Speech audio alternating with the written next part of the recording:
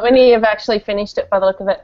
Hi, everybody. Tonight we are talking about The Martian. Does anybody have a copy of the book? No, I listened to it. No, I didn't listen to it. So. Yeah, oh cool. Anyway, so tonight we are talking about The Martian, which most of us, if not all of us, have actually listened to an audio book as something a bit different, so we don't have a copy to hold up. I do. Without the dust jacket. No dust jacket, but I've got a copy. There's a copy. Oh, good. It's legit. We've got a copy in the room. It is legit. All right. But before we start, does anybody have a drink that they would like to share? I've nearly finished my glass of Sauv Blanc, but I have more to come. Nice. I've almost finished my rather large serving of vodka and Diet Coke. So tonight's going to be giggly and fun. Nice. How did you go with your ciders? Like, did you find one that you... Still not happy with anything enough to go back and Oh, buy. no, you didn't like that Bulmer's pear one that we suggested? Because I know you had that when you were in Sydney. No, wait, was that the one that I bought? With Karina and I were there. Yeah. Yeah, no, I didn't like that one. You seem to enjoy it. No, I was drinking it. There's a difference. Yeah. And I was having a fun time with friends, so I was having a good time, but it wasn't something that made me go, this is delicious, and I want to drink it again. I think maybe the thing is I need to just stick with my vanilla vodka, because clearly it works for me. And I do have rather a large number of bottles of it due to my pugs dying, and everybody bought it for me. So Wow. Some people get flowers. You get liquor. Yeah. yeah. I think the problem is that everybody did flowers the first time we lost a pug, and then when we lost the other two, everyone went, oh, shit, and said, right, you need the alcohol. Yeah. Yeah. So, yeah, I've actually got, that Absolute vodka, so that really nice bottles I've got 3 bottles of vanilla vodka of that. How many? 3. Oh, that's not bad. Nice. We've got a lot of gin. We drink a lot of gin. About 2/3 through my first one, so, doing all right. Yeah. Cool. Anyway, enough alcohol talk. I sound awful. Karina, did you have a drink? Just my water bottle. Got one of those too. Nothing special. Awesome. All right, guys. So I have to apologise before we start because I actually did finish this book a while ago, and I'm worried that I'm not going to remember many details because it was Me too. It's been a little while, a few weeks now. Yeah. I finished this morning. So Karina's going to be the point of call for all details. If she says it's so, it's right? She's so innocent. Pressure. Okay. So, first impressions. Who would like to go first? All right. I'll be back. Since no one else is... Oh, nice. That's how she feels about you, Matt. Should I wait? I think she'll be right. Okay. So I had been looking forward to this for quite a while. Kirsten bought me a copy, yes. And I kind of, at the end, I just felt like it's like someone wrote a book for me. That was like, it's everything I love. Space exploration. I've been just like so into space stuff ever since I was a kid, little kid. I cried when the shuttle flew its last mission, so that's how much I love space exploration. Wow. Science, problem solving. Science problem solving. After, once we got her on. Just the whole. It's like the combination of everything was like everything I wanted to read. It's like if I'd written a book, it would probably be The Martian. So, yeah, love of space, love anything to do with problem solving. It was funny, which is also a bonus as well, which I liked. So, yeah, I really, really enjoyed it. One of my favourite books that I've read this year for sure, and probably for quite a while. Oh, it's cool. Yeah. So I muted Sarah because she was talking over you, and now I can't unmute her. Uh-oh. Now I've got the reverse problem. I'm sorry, Sarah. We're just not having good luck tonight. There we go. I've unmuted myself. It's okay. Sorry, I was hoping you couldn't hear me, and then obviously did. Sorry. Yeah, we could. Okay, at least I know I've never tried that before, so now I know how it works. The person has to unmute themselves. Oh, do that's they? okay. Yeah, I'm okay with that. I'm okay with that as a feature. As long as I know how it works, I can deal with features like that. So. Yeah, but then you have to tell them you had muted them. Although, I must say, by the way, the person who owns the Hangout and is, presumably the moderator of the Hangout, that's not particularly useful. What, muting someone? Well, if I mute someone, let's say I was doing a Google Hangout with the President of the United States and I had muted someone, then being able to unmute themselves does not seem like a very good idea. No, I think as a feature, it's a bit of a worry. Yeah. It should be at least doable on both sides, if not at least it should technically be overridden on my side. If I've muted someone, it should be me who controls unmuting. In fact, I'm pretty sure that feature got added as part of Obamacare, so thanks, Obama. Well, yes, they do use the Google Hangouts at the White House, don't they? They do, they do. Seriously off track. Matt's very happy with the book. One presumes he gave it 5 stars. I did. Sarah, do you want to go next? Yeah, look, I listened to the audiobook. I thoroughly enjoyed it. It was one of those books where I wanted to keep listening to the next chapter. It was very addictive. And I was just too interested in how everything was kind of working out to pick up on what Kevin's main issue was, which I think was Naomi's as well, who I thought was coming. I saw somebody's review who's somebody we know in Goodreads. I'm just sharing Kevin's thoughts as well. He wanted me to pass them on, which was he was a bit surprised at the fact that Mark remained so upbeat the entire time, that he didn't get depressed. Yes. Which we'll talk about soon. Because to be fair, I mean, I know that everyone undergoes massive psychological. Absolutely, but you're still stuck on your frickin' own on this planet, and I think that is a really good point. That it was a bit like there was some. I love the fact that it wasn't too sciencey or too, like this is how it works. And there was enough character stuff in there that I really enjoyed and made me laugh. And made me get attached to particular characters, but at the same time, it's like, when he would talk about, and admittedly he's doing this in his journal, he's talking about, I spent most of the time in the fetal position crying yesterday. He does talk about that, but I think that at the same time, if YouTube's taught us anything, it's a great opportunity to basically, offload and talk to something, so. Well, I think the other thing too is that because we're listening to the audiobook, we sort of get the impression that he's doing a video diary. I'm not sure that was the case. I think he was actually supposed to be typing. Yeah. Yeah. Yet they're doing a video diary for the movie. Yeah. Obviously, because that works better than I just thought he was doing either writing it or doing an audio, like, Captain's log kind of thing. The reason I say that is because I think that would affect what you would put into it. Look, you know what? Let's move on from this because we'll go into the details of it later. Yeah, we'll get into that soon. But look, I really enjoyed it. I tried to read, so this is interesting, and Matt, I missed your review. I had to talk to Kevin. That's right. Has anyone read the Kim Stanley Robinson Mars books? Because I tried to get into them. Oh, gosh, I love them. I'd like to, but I haven't yet. I'd be interested to know what you think, Mel, because I tried to get into the first one, which is that called Red Mars? Red Mars. Yeah.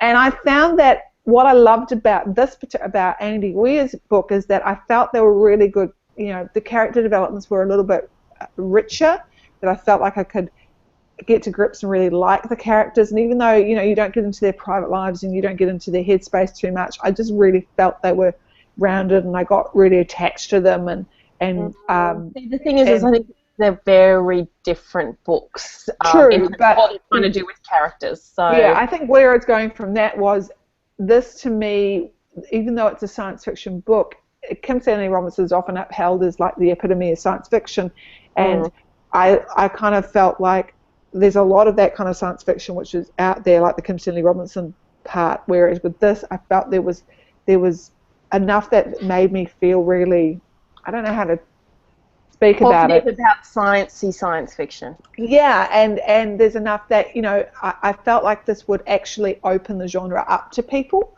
That's what I really enjoyed about it, is that I feel that it's a very accessible, that's the book I'm looking for, a very accessible read. Then, you know, so there's aspects, so that's one of the things I really liked about it, is it's very accessible. My favourite character, and I'm not going to say it right, is it Venkat Panur, yeah. I loved him. I think it's partly because of the way he was read as well by R.C. Gray. He was great. I just got him so, like, there was a lot about him I really liked, and I liked Mindy, who basically found her voice after saying and then she's basically, you know, giving giving him shit by the end of it, which was great. And the PR woman was hilarious. She said all the time, and I love the cast. They've got Kirsten Wiig playing her in the movie, and I think that's great casting for her. Yeah. So that's going to be really cool. So there was just so many characters I really liked, and that's part of it. And I liked the fact that it did come back to Earth as well. I was thinking during it, going, are they gonna, you know, like, is it just gonna be like, we're gonna get really bored really quickly during this whole potato thing for the 4 years, and then we went back to Earth, and it was a lot, you know, it kind of opened it up a bit more. Yeah. So that was really cool. So something I'd like to talk about. So I'm just putting them out there so we make notes. Is it talking about the depression thing? I'll take notes then. There's that. My mind has just forgotten what it was. Oh, yeah, the amount of money they spent on this guy to get him back. I'd like to talk about the realistic side of that, whether it would be or not. Yep. Also, I can't remember the other thing. But those are two things I thought we should talk about. So I've got three things, because you've got the red mask thing as well. We need to discuss that. Oh, okay. Karina? Mel, you're going to hear a repeat of the review that you read earlier today, and stop reading my reviews the day of the hangout, please. Stop putting them up! I was doing a lot on Goodreads today, and it came up, and I'm not very good at withholding myself. I'm a blue person. I can't help it. Normally I try not to post it, but I was like, it's done. Who's going to read it? Of course you did. Anyway. I don't mind spoilers, so it's all good. Yeah. I'm not a huge sci-fi book fan. I love sci-fi TV, I love movies, but I don't enjoy reading sci-fi at all. It just does nothing for me. I don't get anything out of the stories usually. I don't connect to the characters. A lot of the lingo just goes over my head and I'm just not interested. I get bored really easily. I'm definitely more of a fantasy or an in-between kind of person. So, but everyone loved this so much that I was like, okay, I'll give it a go.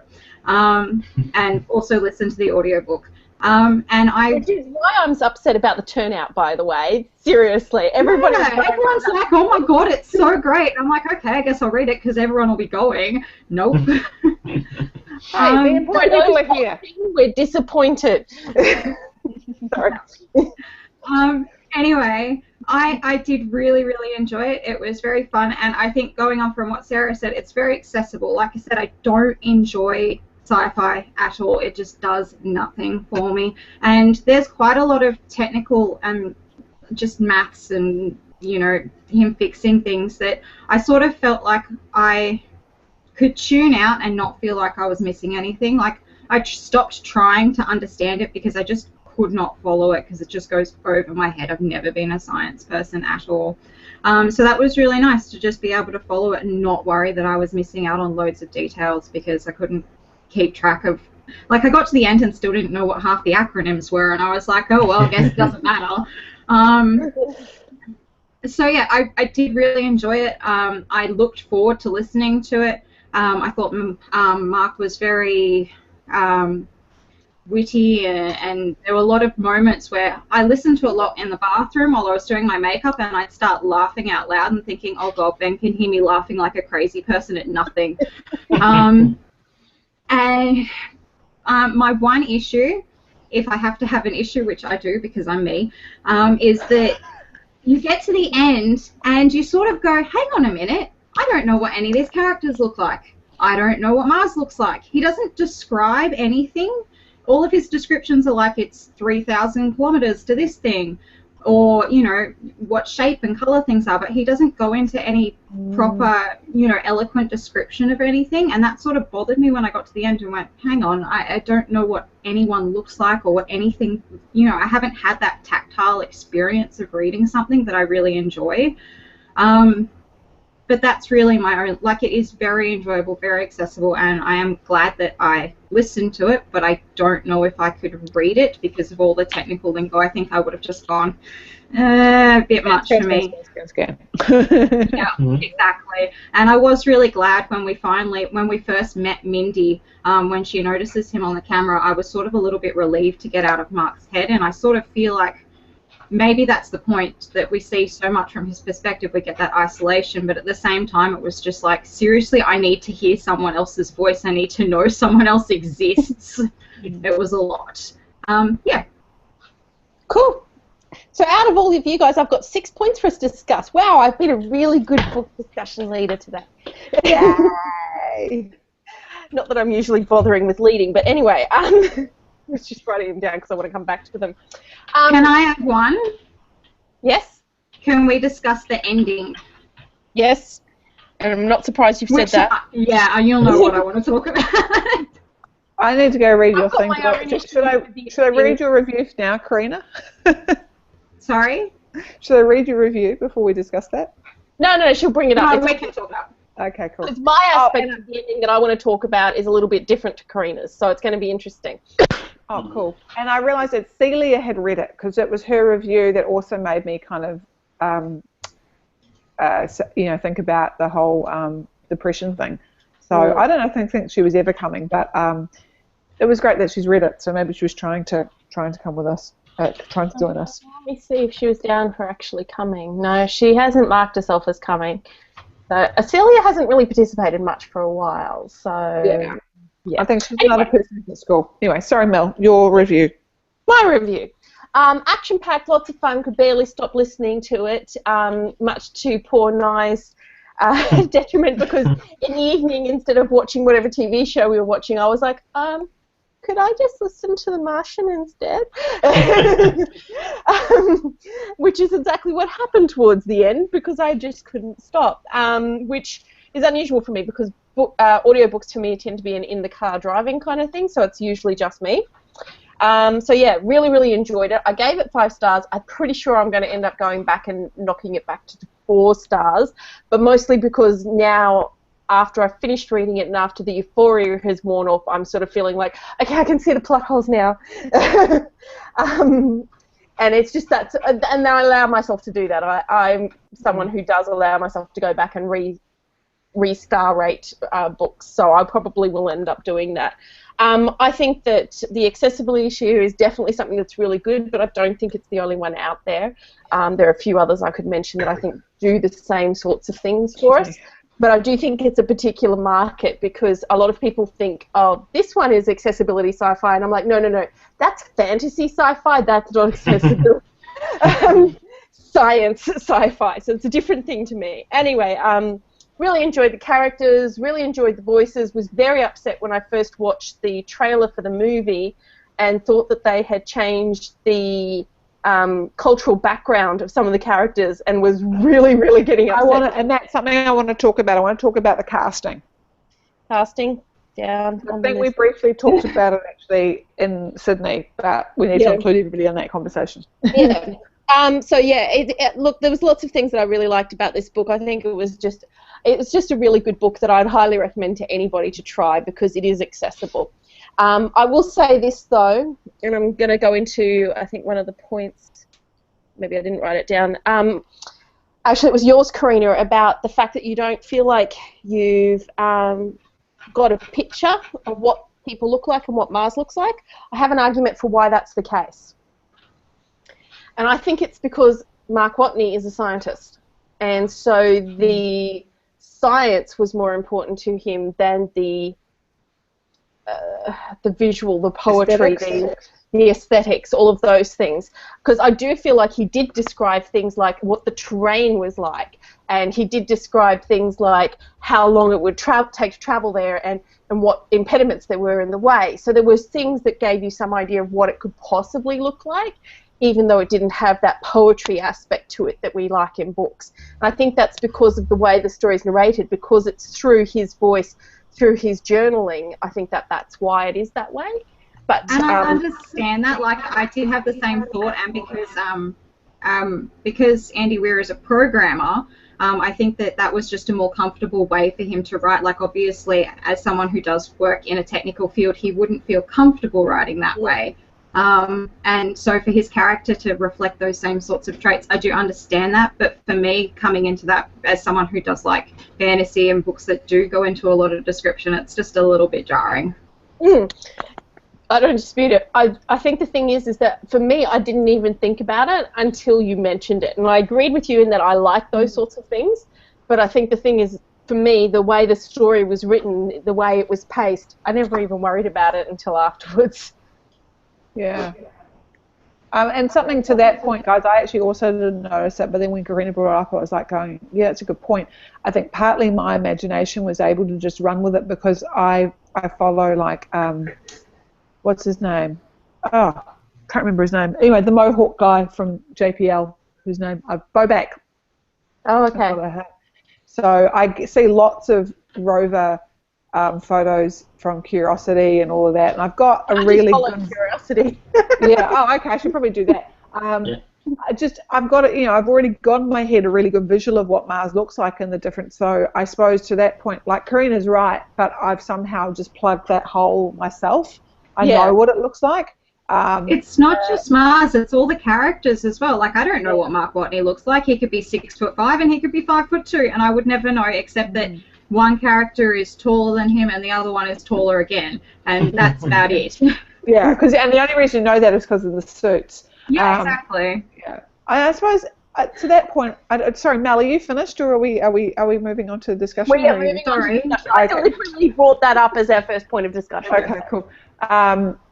I think also partly I don't mind the not describing what people look like. I sometimes think that you know, it's quite nice to just make your own mind up about that kind of stuff. And what I liked is it doesn't really matter, if that makes sense. The other thing I thought was interesting, if you think about it, that he is doing a journal. Why would, you know, I suppose it's one of those things of, why would you describe what things look like in a kind of in a way that isn't? Does that make sense? Oh, sorry. The third person, and you still don't have, you know, Mindy flicked her brown hair or something like that, even in the third person sections. Yeah. I don't disagree with you on it, Karina. I totally agree with you in that it's missing. I personally didn't feel like it was missing, but I didn't miss it, if that makes sense. Whereas I can see why for yourself that might have been something that was a problem, or that you just felt wasn't there, and you were like, "Whoa, hole." No, we've lost Sarah. She's off. Well, you've got something showing up on your screen, Matt. Is that deliberate? Sorry, what? I can see some sort of vehicle on your screen at the moment. Oh, I must be frozen because I put that down ages ago.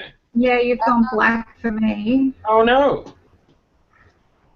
Am I moving now? If I click on you, you're black, and if I look at your icon, it's just the picture of some sort of vehicle. Well, that's really annoying. Oh, there you are. You're back. Hey. What I was holding up, though... moving. Oh, there you go. Yeah. All good. We mentioned Curiosity, and that is Lego Curiosity. Ah, Lego Curiosity. I thought it looked like it was your room, and I was like, what is Curiosity doing in your room? But I was like, don't question it. You're obviously just looking at a thumbnail and you can't see the details. It makes so much more sense now, thank goodness. That's all right. What did you think, Matt? Did you feel like things were missing?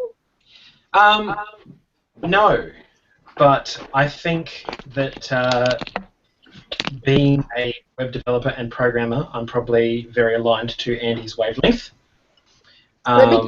you're now like whatever Annie Weir produces in the future, you're going to read it automatically. I'm probably going to read it. Yeah, I'd be the same. I love jargon. I don't like to use it with clients, but I still like jargon. And it helps, like being, as I said, being a space nut. Like there was nothing that was unfamiliar in this book. You know, a couple of little specifics of things, but beyond that, all the concepts, all the technology was stuff that I already knew about. So there was nothing sort of that I had to wrap my head around there. But what you were saying about not describing things, I've seen so many pictures of Mars that it was all just in my head as I was reading it. And in fact, his descriptions of like the terrain added to my mental image of what was happening. So I'd have sort of like generic Mars in my head, but then he'd talk about like this rock formation, or there was, you know, the dune, and then there's the crater and that kind of thing. So that actually added to my, you know, mental picture of what was actually happening. Just probably because I had such a good picture of Mars in there already.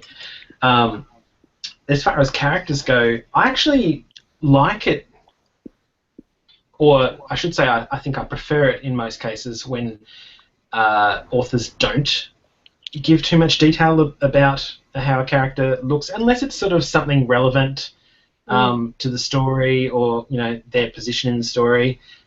If there was a big plot point about them being 7'5", that's something that I think, you know, is needing to be described. But otherwise, I kind of like coming up with who that person is, coming up with that image myself.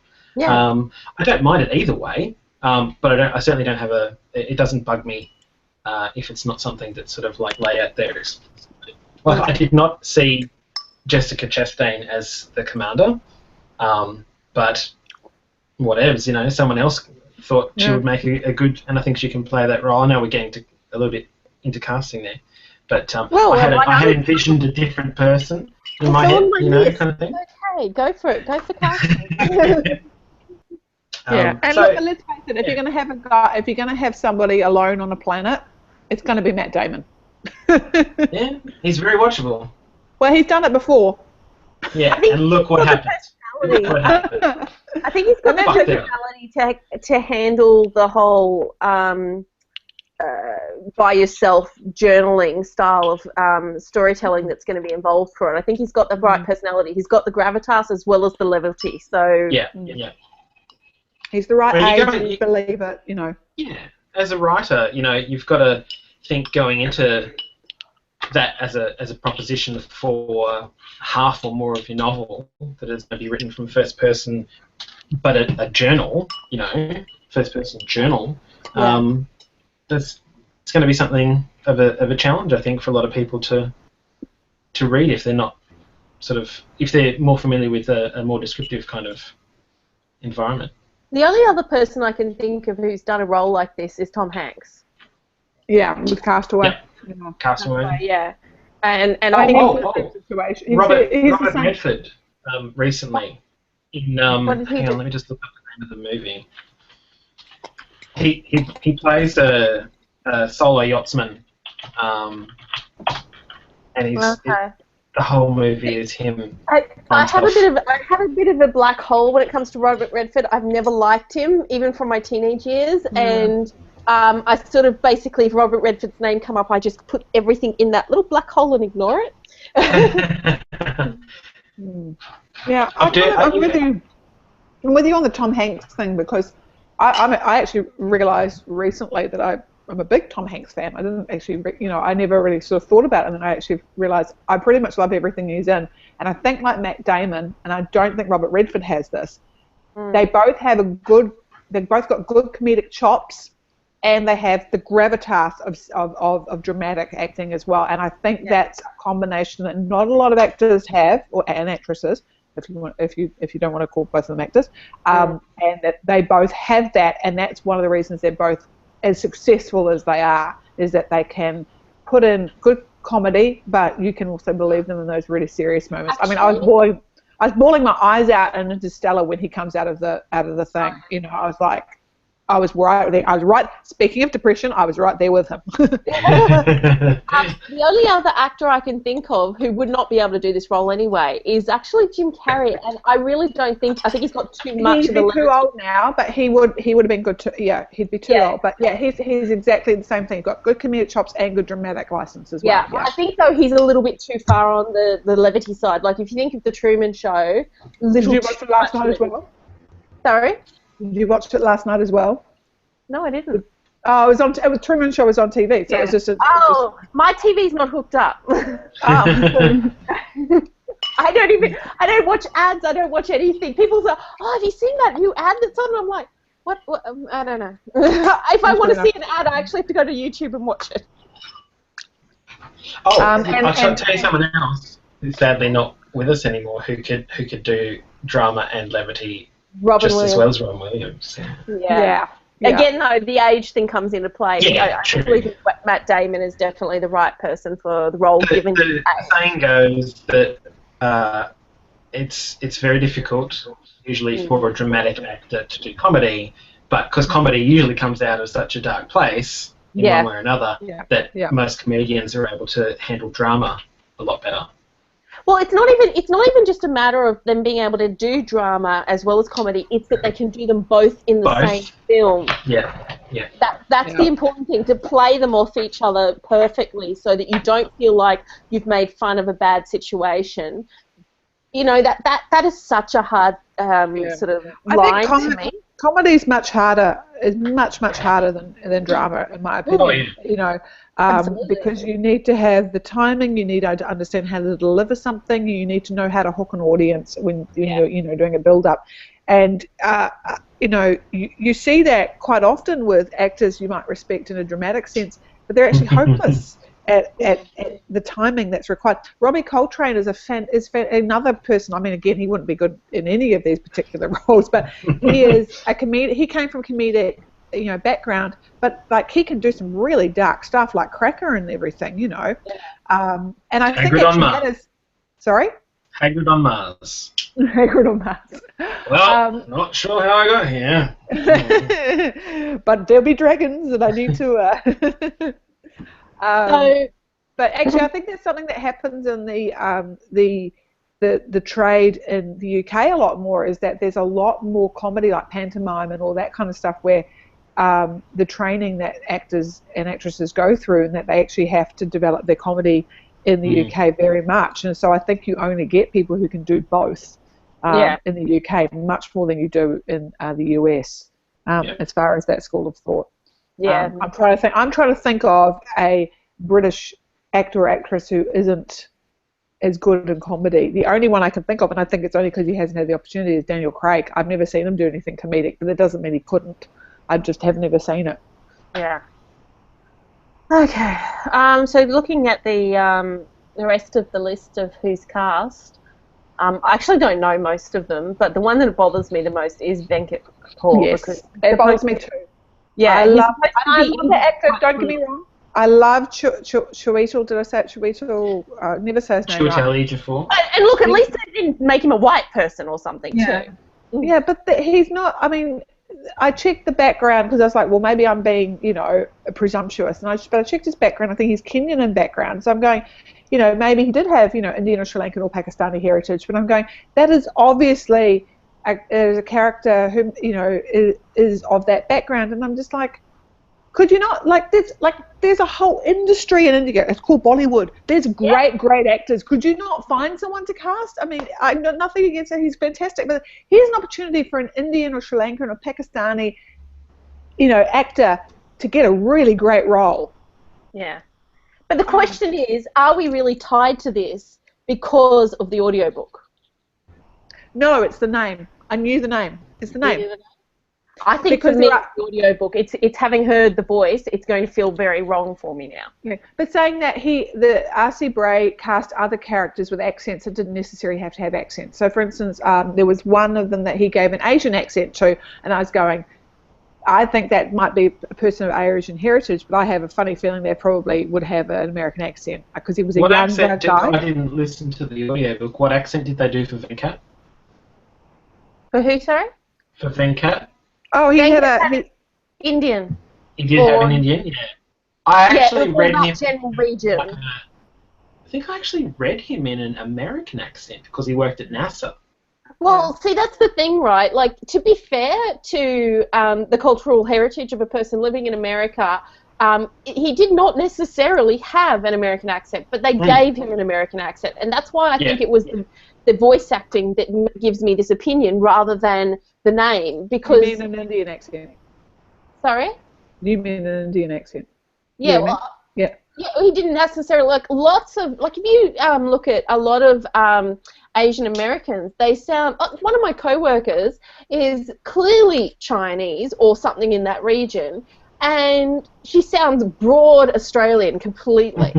So, you know, look at Natalie Tran. I was just going to say, do you work with Natalie Tran?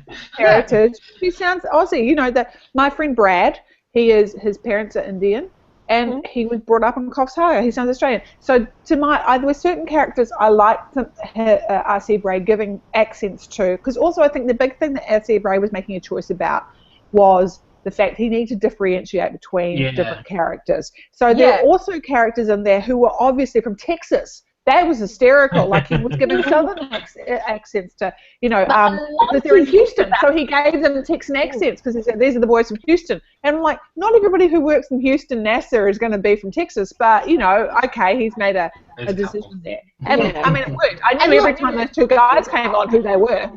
Yeah. But to be fair, like, one of the things that I think won me over to this book, and one of the reasons why I'm considering not dropping it that extra star, is because I quite clearly love this book so much because it's an audio book. The voice acting of this guy was so good that I immediately went and researched all of the other books he's got. I literally got on Audible and found everything else that he's done voice acting for, and was really upset that he didn't have anything else that I was vaguely interested in listening to. I was like, no, he's so good, I want more.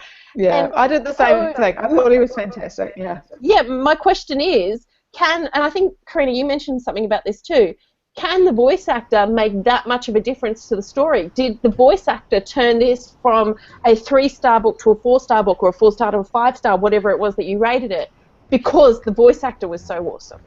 Absolutely. I would not have made it more than 100 pages through this book if not for the voice actor. If I had been reading it myself, or if a less talented voice actor had been reading it, I probably would have just gone, you know what, this doesn't interest me, I'm done.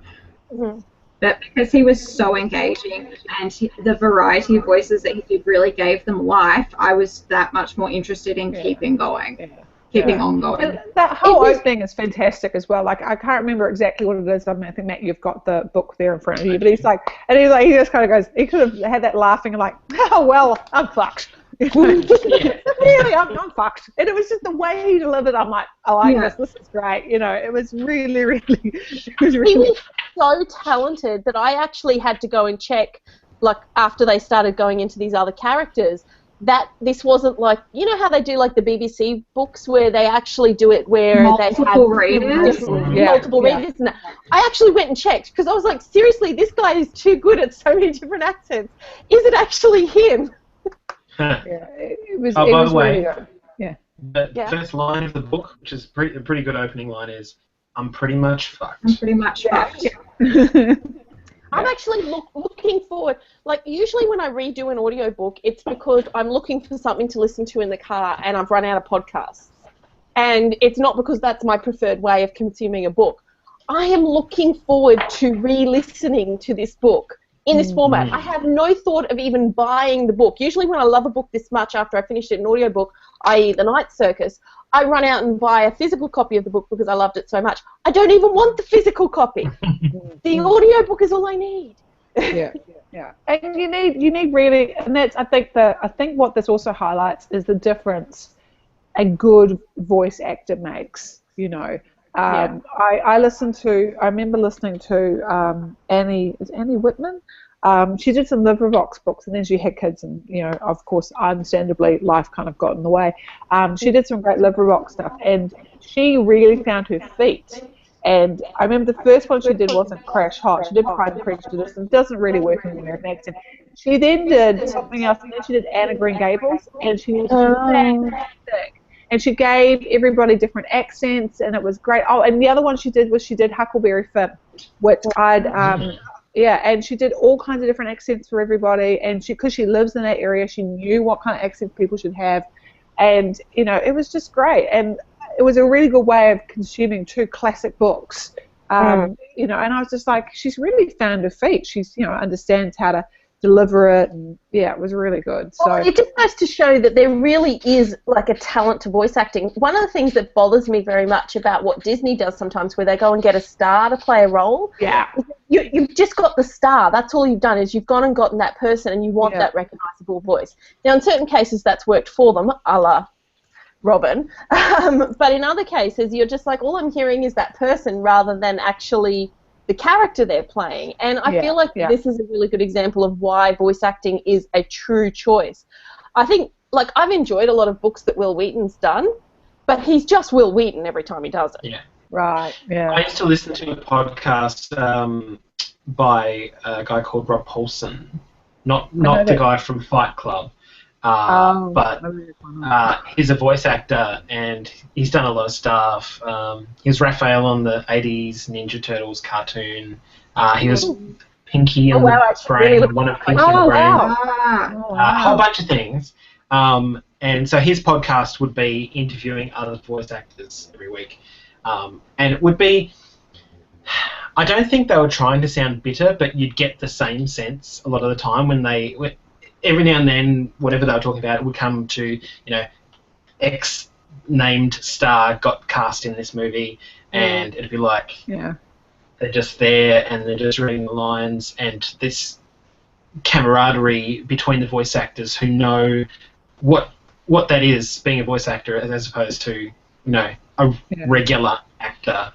You've only got your voice to create the character with, so it's a different discipline. As far as acting goes. I can actually think of one other person who I think has got the same, well, at least the name of somebody else who's got the same sort of skills, although I don't think they've done audiobooks. I think it's John DiMaggio. John DiMaggio? Yeah. Oh, my God, he can do a lot of voices. Ben, he and Billy West did like almost all the voices on Futurama. Yeah, Futurama. Apart from particular characters, he did the lot. Because Katie Seagal's the only one I know. The other one. What's his face on Adventure Time? The dog whose name I can never remember. Yeah, I've never watched Adventure Time, but I know about it because of him. So. If anyone's played Gears of War, he played the main character in that. Yeah, I can't think of his name, but I know who you're talking about. It's like sitting there going, hang on. See, Nye always goes on to me about how Leonard Nimoy has done voices and things and stuff, but I'm like, you hear him, and it's just... It's Leonard Nimoy! It's... Okay, so my Leonard Nimoy voicing is in the 86 animated Transformers movie. Leonard Nimoy did the voice of Galvatron. That's the one Nye always goes on about. Yeah. And it's still just Leonard Nimoy with a bit of vocal processing over the top to make him sound like a little bit of difference to it. Not much. Not much. Just one other little interesting fact there. Orson Welles was the last performance in that movie. In that voice. Oh, there you go. That's interesting. Before he died. He was actually sick when he did it. So. Yeah. There's actually a really interesting thread on Sword and Laser, guys, if you ever want to look it up, where they actually discuss and share really good voice actors for audiobooks. So that's a space that can be worthwhile checking out. Because one of the things I'm discovering, and this is part of my question today, is it worthwhile listening to a book based on an audio, based on the audio actor, the voice actor for the audiobook, just as much as it's worthwhile listening to a book for the author?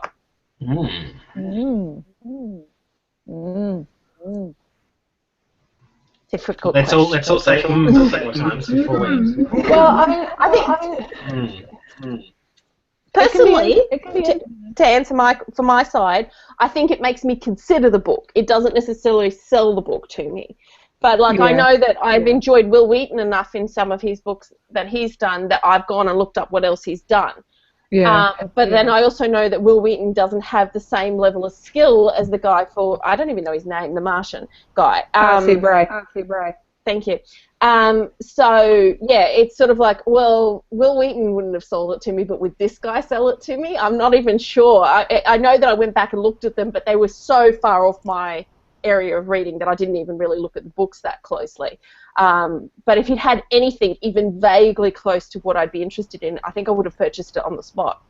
I think it's like a movie for me. Like a good actor can elevate the material. I'm not going to see a movie because this particular actor is in it. And yet at the same time, if a particular actor, a la Robert Redford, was in the movie, it would actually turn me off. Yeah. But then I will see certain things. I mean, I know there's directors, I suppose it's the same as authors. I'll see movies that I think of directors almost like authors. Like I will see it based on them rather than them performing it. Yeah. Like if Christopher Nolan does something, I'm going to see it. Yeah. I'm getting feedback. I can hear feedback. Oh God, I hope it's not me because I'm not hearing it. I'm definitely plugged in. Okay, just give me a second. I'll unplug them. Okay, can you still hear it? Oh. Test. Test. Sounds That's good. much better. I don't know what happened, but it's much better. It was only coming through when Sarah was talking anyway, it seemed to me. Oh, I was getting it from you too, Matt. Okay. As well, yeah. I've unplugged and replugged in my thing. Is someone bringing the baby to sleep? Yeah. All right. Guys, I don't know if you care, but I'm going to call a 5-minute break to go to the toilet and stuff. Oh, cool. and then let's get back into that list. Yes, we've got a long list. We haven't even done half of them. All right, see you in 5 minutes. See you soon. Bye.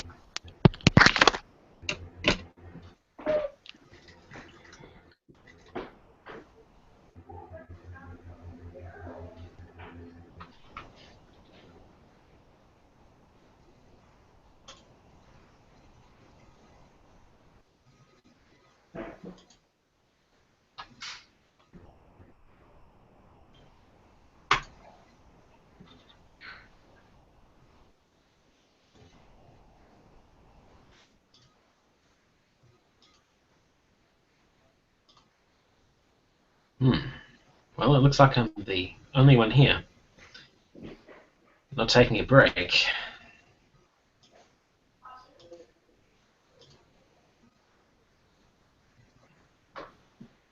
Don't really have anything interesting to say.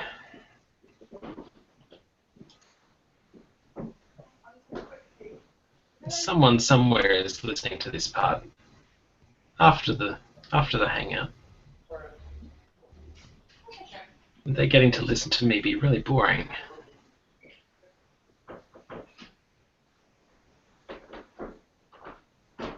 Hey, there's little baby. Just going to commentate now on things that I'm seeing while everyone's on break.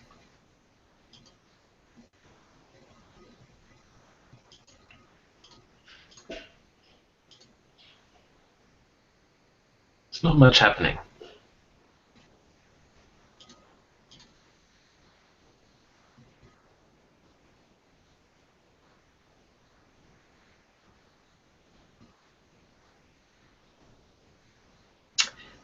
Now there's even less happening. Oh, no, there's a baby back.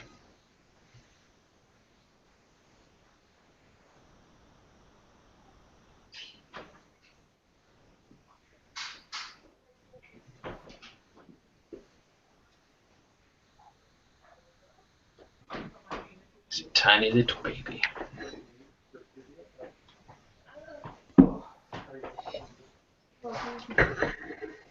All right.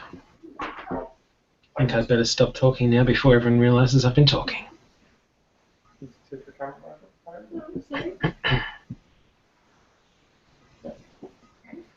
Okay, so it'll just be our little secret, everyone, okay? None of the other people in the hangout know I've been talking to you. Oh, hello, Luna.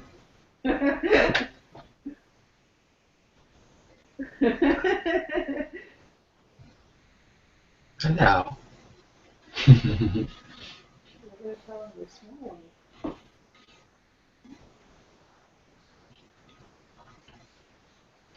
Remember,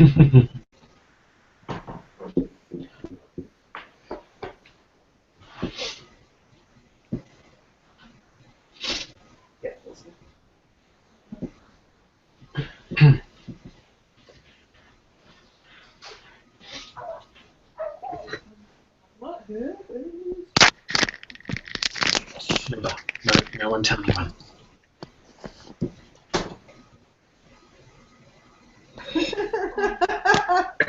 Oh! Sideways baby! Linda! You wanted video. But that wasn't very well timed.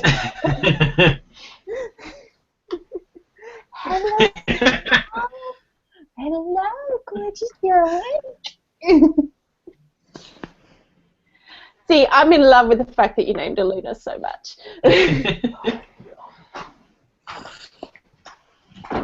Because as soon as I saw Luna, I was like, oh, Harry Potter Luna! Yeah. Okay. Harry Potter. And then I was right, and that was even better. Because usually when I do that, I'm like, because when you guys named Sander, I was like, Buffy Sander? Everyone goes, Buffy Sander? And it's like, no, but we're not, we don't mind the connection. Yeah. See, it's not the same when it's absolutely before that reason. It's like when people knew that Kiner Parker were from DS9, and I'm like, because most people just assumed it was because I lived in Japan for 3 years, and they're like, oh, Japanese names or something, and I'm like, yeah, that'll do. When they go DS9, and I'm like, yes! That was good. Are you still fostering, like, for the Hello. foreseeable future? We've adopted now, so I've officially signed the papers right behind me, and we have now adopted Griffin and Sabine, and nobody's ever going to get where we got those names from. So those names sound really familiar. Mm. Do they go together? Actually, I have a feeling that somebody did get it. I can't remember who. It was somebody. I don't think it was somebody from book club, but somebody's partner from book club. It was either you or Matt, or Kevin Matt, I think. Why do I know that names?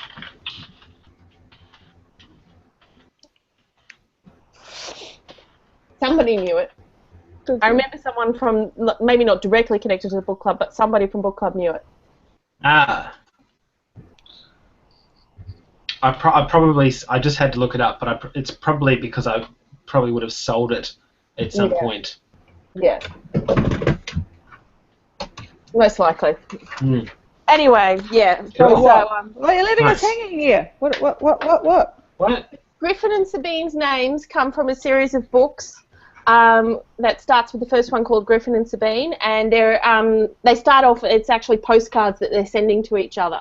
Lovely. Yeah, they're really, really good books. If you ever come stay with me, Sarah, I'll give you the books to read, because they don't take long, because it's all just postcards.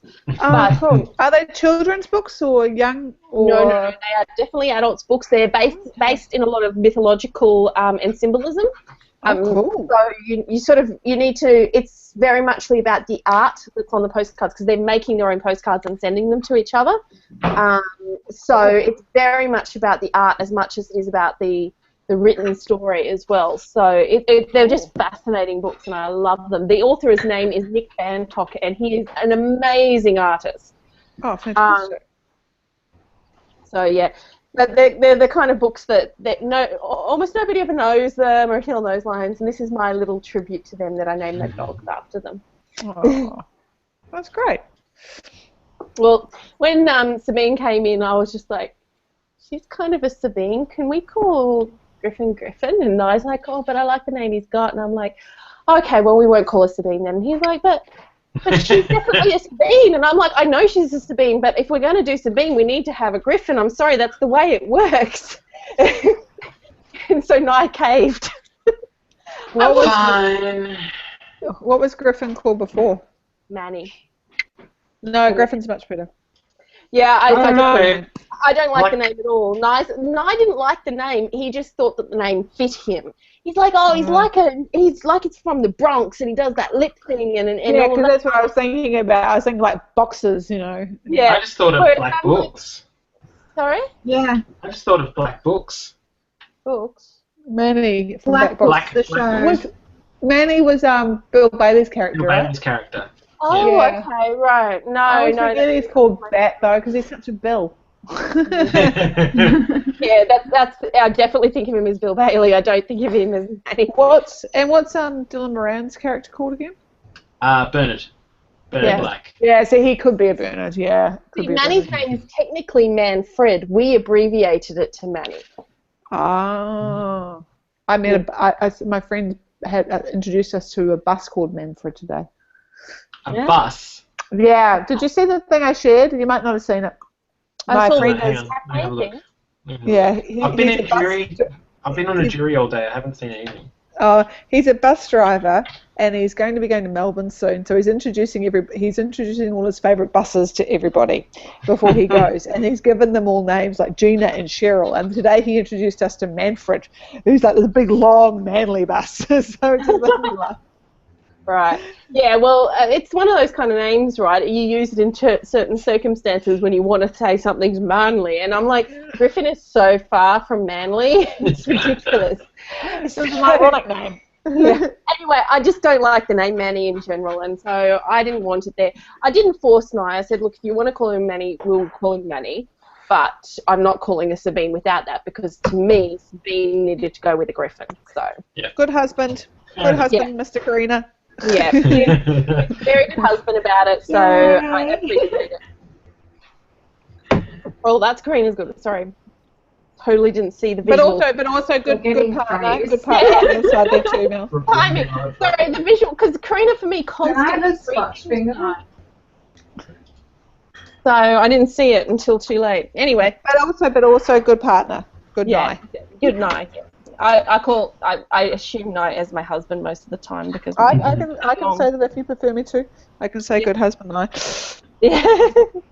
Anyway, all right, let's get back on task, guys. Yes, because people are going to be watching this one apparently, so we need to. at least one person. Well, I'm expecting a couple because June said he's already read it.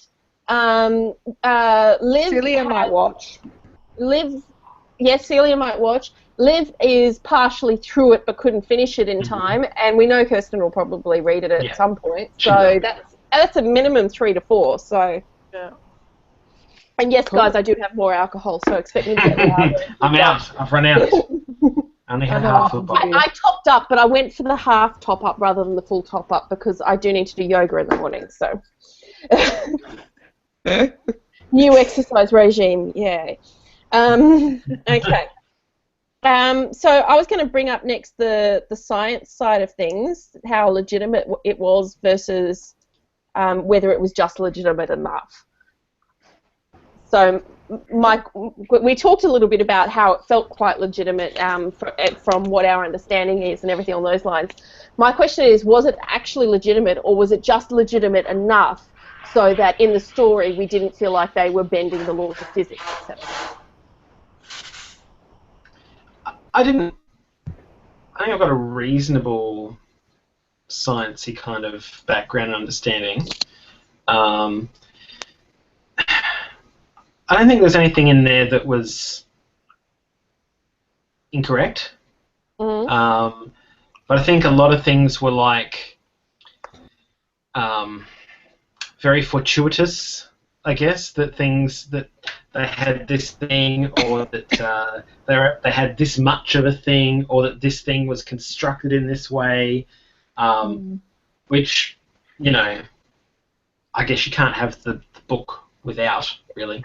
I think, it's like, oh, would they really send potatoes for this fancy, fancy like we sent them so that Thanksgiving dinner? I think especially when it's going to be mashed potatoes, and potatoes are one of the easiest things to freeze dry and rehydrate without any problems.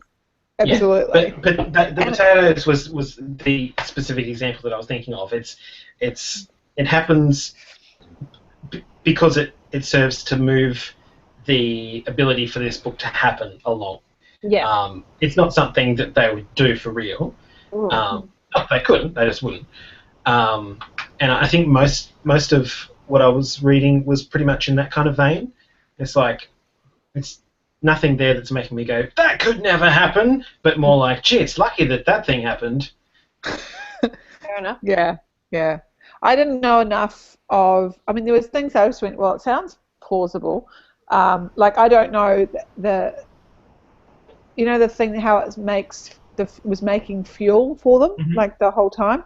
Like I wasn't sure how plausible that was, but I'm kind of like going, well, I'm pretty sure this guy knows more science than I do, so it sounds like it's doable. The whole burning the stuff to get oxygen, that definitely was sounded accurate to me, because also how it could go seriously wrong. Which, the water and that's, filter, basic kind of the water filter stuff was all fine. They're having to filter his urine. Yep, all made sense.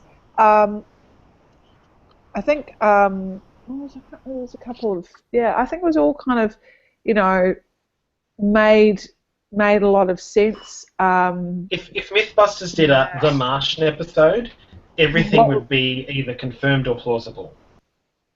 See, the one thing... Okay, so there's two main ones for me. The one of them's got to do with the ending, so I'll go to that later. But the one thing that sort of made me question was actually the solar panels for charging the vehicle.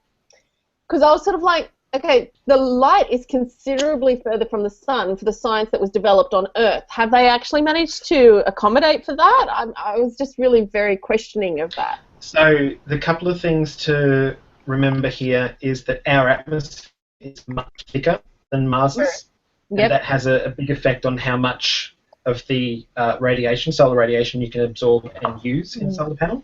We can also think that in the sort of like 20-ish years, I can't remember the exact time between now and when the book is set. I think it's somewhere beyond 20. That, every year we're making incremental improvements in the efficiency of solar panels. As long as Abbott's not involved. That's right, So wind farms on Mars will never happen. But assuming that we continue on that, progress there without some amazing leap where we find an extra 5% kind of efficiency overnight, that we can probably expect to double or triple the efficiency that we have now by that time.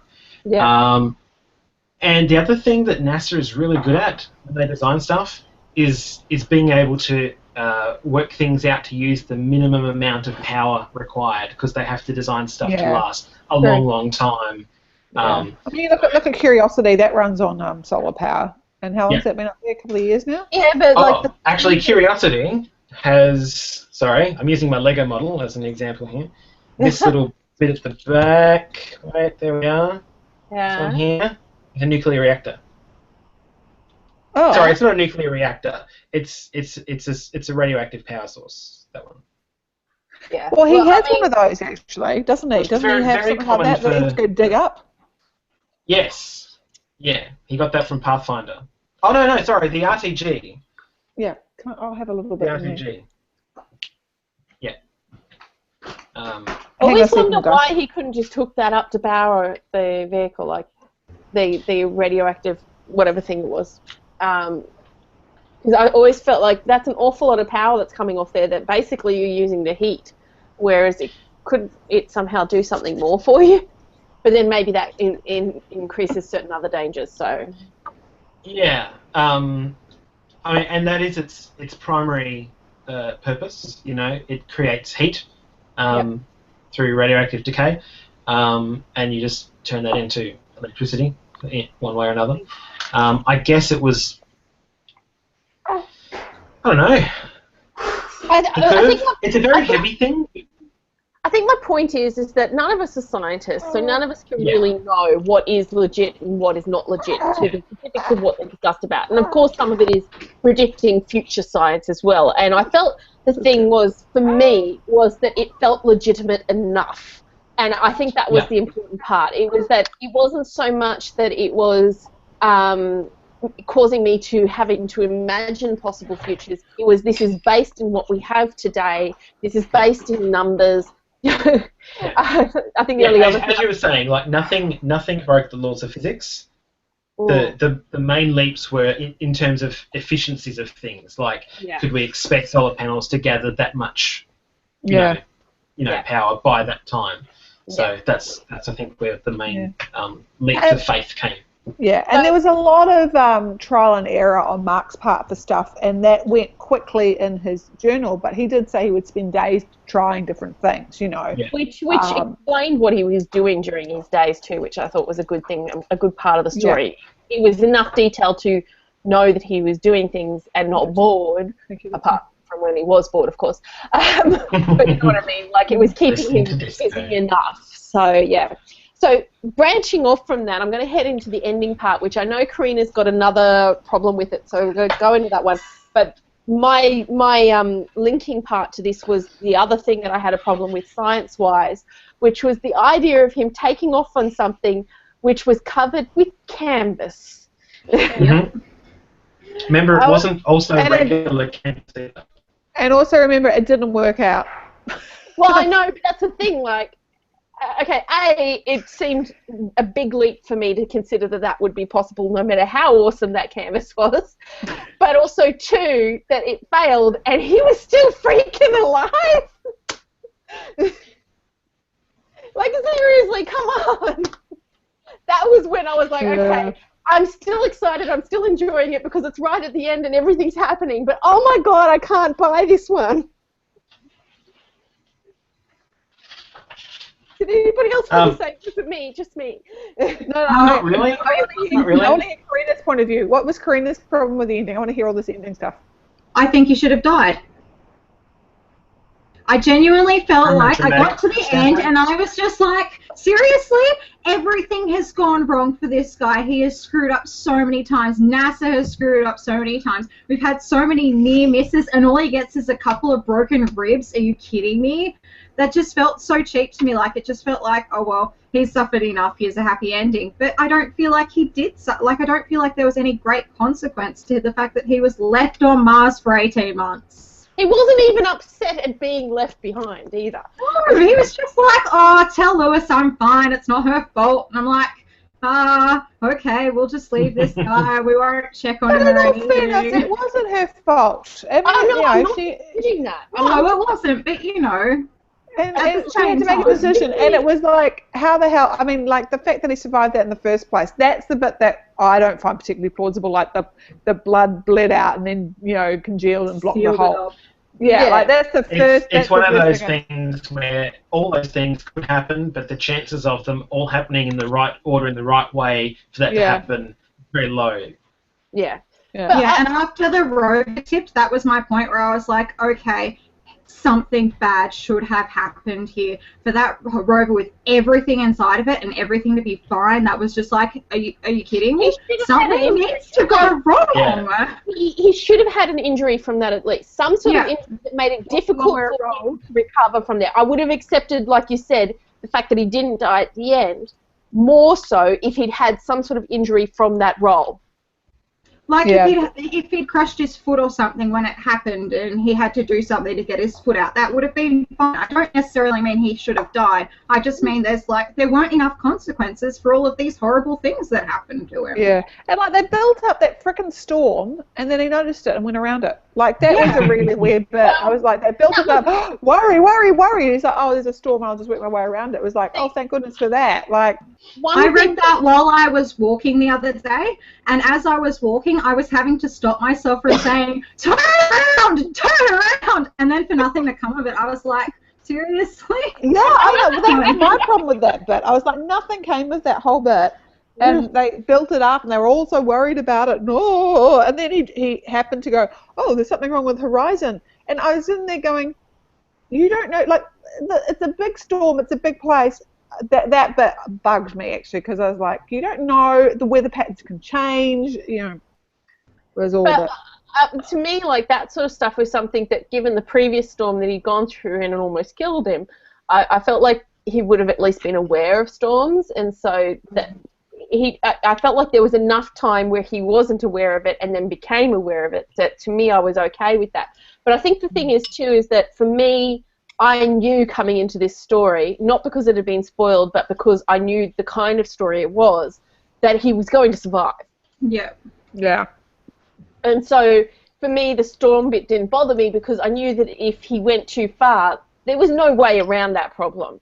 So he had to figure it out, and he had to get around that problem. But I agree with Karina in that I feel like there needed to be more consequences for the bad things happening.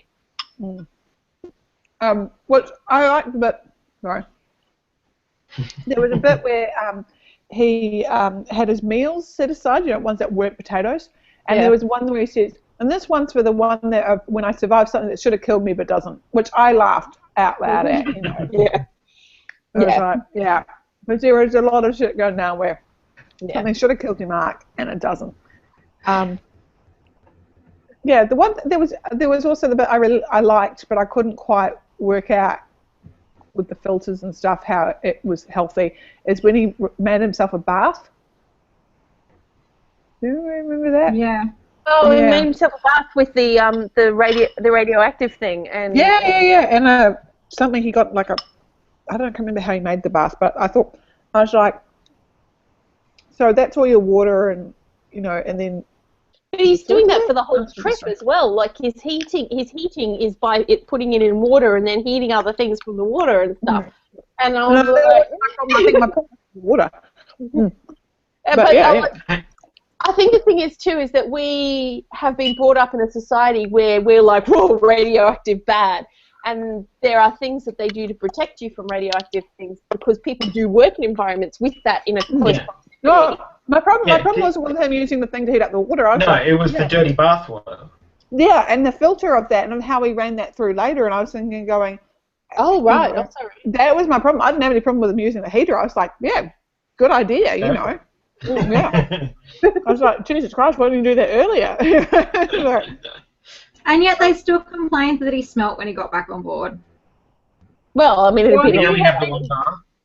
had been in the no, he did it a couple of times. He'd been in that rover for God knows how long. What was it, 2 months? Yeah. It was like over 100 days. So I mean, to be fair, he'd been without a bath for quite a long time, even though it hadn't been the whole Mars period of time. Yeah. But at the same time, I was like, I know you guys are just making fun of this for levity, but in all honesty, seriously, is that what you really care about? Yeah. He lived. Everything went right, and you're complaining that he smells. I mean, not only is he alive, but you guys have managed to survive the ridiculously risky thing you did to try and get him at the very end. Oh, that's the other thing. They used a bomb to move the ship. They used a bomb to move the ship, and it all went fine. The thing is that I sort of got to the point with it where I was like, okay, you've got to remember that while you have enjoyed what has felt like a very legitimate science experience along the way, the fact is this is not a legitimate science story. And there were moments where I sort of like, sorry. No, Karina, go. There were moments where I sort of thought, okay, these are people hand-chosen by NASA to be astronauts. They definitely know more than me because I don't do science at all. So I should be believing the things that they're doing. But after a while, you kind of just go, okay, we've just had one too many crazy things happen. I must admit, though, I did love the way he figured out to communicate using visual means with Pathfinder. I was like, that is so awesome. Because that sort of stuff would not occur to me. I'm not a code breaker. I'm not good at that sort of shit. But I was just like, this tickles my fancy. I think that's one of the main reasons why this is really good. Sorry? Was that the rocks one that you quite liked, or the visual SOS for the satellites pick up? Specifically when he was doing the rocks and the turning with the Morse code and stuff like that. Yeah, I have to admit though that was that bit in the audio book was annoying because he spelt out every letters and but then never said what it spelt at the end of it, and I was like going, I don't know what this is saying, I was like, should I rewind it and re-listen to it? Does it matter that I haven't heard it? Oh, it's gone now. I don't care. I went with the whole, like, I was using it the same way as I did with a lot of the science that was too number heavy. I just went, whoop, whatever. Yeah. If it was important, they'd communicate it clearly for me. Exactly. But see, the thing is, I don't think it bothered me as much because after doing Ready Player One with those stupid top 10 lists, nothing is as annoying as that was. And that's the thing. I completely understand that because yeah, when you see it, and you just kind of skim through it. But in this, it's like, and they never, and the fact that R.C. Bray didn't go like FRINDS, friends. Like, he never said the word at the end of it because it's not written in the book. So I kind of get it, but there is bits where you go, sometimes you should take a bit of creative license. And that's the thing I thought was really, I think that was the good thing that Andy Weir's writing really showed, is, and why R.C. Bray was really good as a narrator, is there wasn't a lot of the point that Mel, you were saying about, I can't remember whose book it was, but there's a lot of said, she said, he said. Oh, red shirts. Yeah, red shirts. Yeah. But to be fair, that's a John Scalzi thing. That's how he writes. Yeah. Yeah. It's got nothing to do with the narrator or anything. It's just how it is. No. And that's the thing where you kind of go, that's what he said, which is what I thought was interesting about Andy Weir, is that he would have it where he would just move between the two different people. He never said who it was, but what was great was because R.C. Bray put on accents, there would be a whole conversation going back and forth where it never had, he said he moved, Vincourt, occasionally it would say Vincourt said unconvincingly, it would be something like that. But there would be conversations just back and forth, and the fact that R.C. Bray had the two accents made it translate so well, and I'm sure it'd be the same in the book, And it made me really curious, actually, that aspect, because I was thinking about the same sort of thing, was that whether or not they'd taken those features out, who was saying things, because he was doing such good accents. I wondered that too. But then I thought, well, to your point about the Morse code thing or the letter thing, he never says what the word is, like the creative license of what the word is at the end. And that seems such a basic thing to include. Yeah. I'm going to pull us back a little bit to the whole danger aspect and bring us to the depression aspect, because that kind of ties in the cost of what he'd gone through, but more on the emotional side. Was there anything where he sort of showed those sorts of things? I felt like there was bits, but it wasn't really emphasised. Yeah. I think he had a couple of days where he sort of inclined that he hadn't been feeling real great lately, and I think that's sort of the point of it being in the diary form. When he was feeling sad, he just wouldn't write. Yeah, so quite often you would get like gaps. There's like chunks. Yeah, there's gaps in it. Or weeks. And I think you're meant to assume those are the times when he just didn't feel like it. Fair enough. And I agree with you. I think that's probably it. He just didn't write about them or emphasise them, because, I mean, who really wants that preserved for posterity? But my thing behind it is that I felt like he should have at least maybe not gotten quite to the Tom Hanks delusional point with the ball and thing, but but, there should have been, I don't know, I felt like there should have been a little bit more nutty in it. He could have pulled himself out of it, like, even, especially before he got to the Pathfinder and he had contact. He did not know whether he was going to be able to even contact Earth and get a plan in place to survive. All he had was what he had planned. And I was like, I'm pretty sure I'd go. Looking at this, that was less than 3 months. I'm sorry, but you really think that the average person would last a month? Astronauts, if you know anything about astronauts, they're not average people. No, I agree with that, but they're not necessarily designed to be by themselves. They're designed to work with a small community for a long period of time, yes, but by themselves is a whole other thing. In fact, they have now to that's probably true.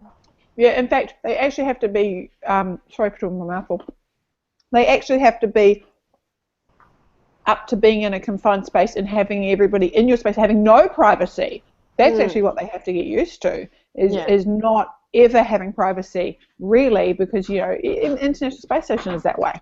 Well, which, as you sort of saw with the crew when they were coming back and they had to change their living arrangements and stuff, that was a convenient plot point, by the way. Yeah.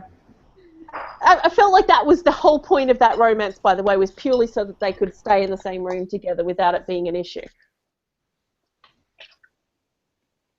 I kind of liked that. It was part of the human aspect to it that I liked, was that kind of where he said, He said, you need to tell her how you feel, you know.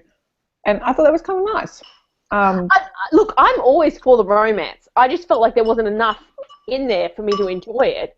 I thought it could be built out a little bit more. But it was nice. When you do something like that without the padding to enjoy, there's no point to it but the plot device. So that was your No, I agree. So you felt the plot device was just so that they could share a room? Yeah. Whereas I don't think there would have been a problem regardless. I don't think there would have been a problem with them sharing a room. But that's my thing, right? I really don't think it was necessary. I think that they would have dealt with the situation. I mean, seriously, there were 2 girls and there was 3 guys. They could have dealt with the situation without too much difficulty. And even if they had to share girl-guy, I think they would have dealt with it too, because we're adults and we can do shit like that. That's exactly right. Yeah, that was my feeling. It was like, we're adults, and so what? I mean, as long as somebody doesn't snore, I don't really care. My thing is that most people, when they go on this thing, they either go on because they're so dedicated to what they're doing that romance isn't part of their lives, or they've already done the romance thing back home and someone's taking care of things, as some of them were. And I don't know, it just felt out of place to the whole thing for me. And I love a romance. I wanted a romance, but there was not a romance. That was just shagging up in the room. It's interesting though. I remember watching, and I rewatched the first episode of it. Did anyone else watch Voyage to the Planets from the BBC? They did it. It was about a group of astronauts from all over the world. It was a way of discovering the different planets, but it was done in this kind of mockumentary style. So they kind of had like 8 astronauts going, and it was really good. It's actually really good. If you ever get the chance to look it up on YouTube, it's actually very, very good. What did you say? Voyage to the Planets. Voyage to the Planets. It's BBC. And what actually has come apparent in it, but it's never shown, and it's never shown explicitly, but I picked up on it, was 2 of the characters get together.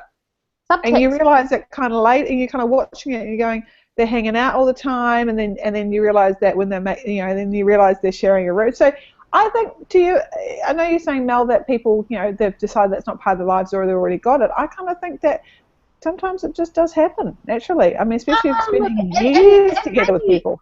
Maybe I should accept the fact that it's actually more real that we didn't get all the details, because we weren't getting all the details, personal details for these people, and so of course we weren't seeing. In this situation, I just think it's kind of I know I'd seen it in Voyage to the Planets, and it was done very well there, and I thought in a kind of showed that there was just this natural thing between the Russian and the American. They just got together, and it was really nice, and I don't know.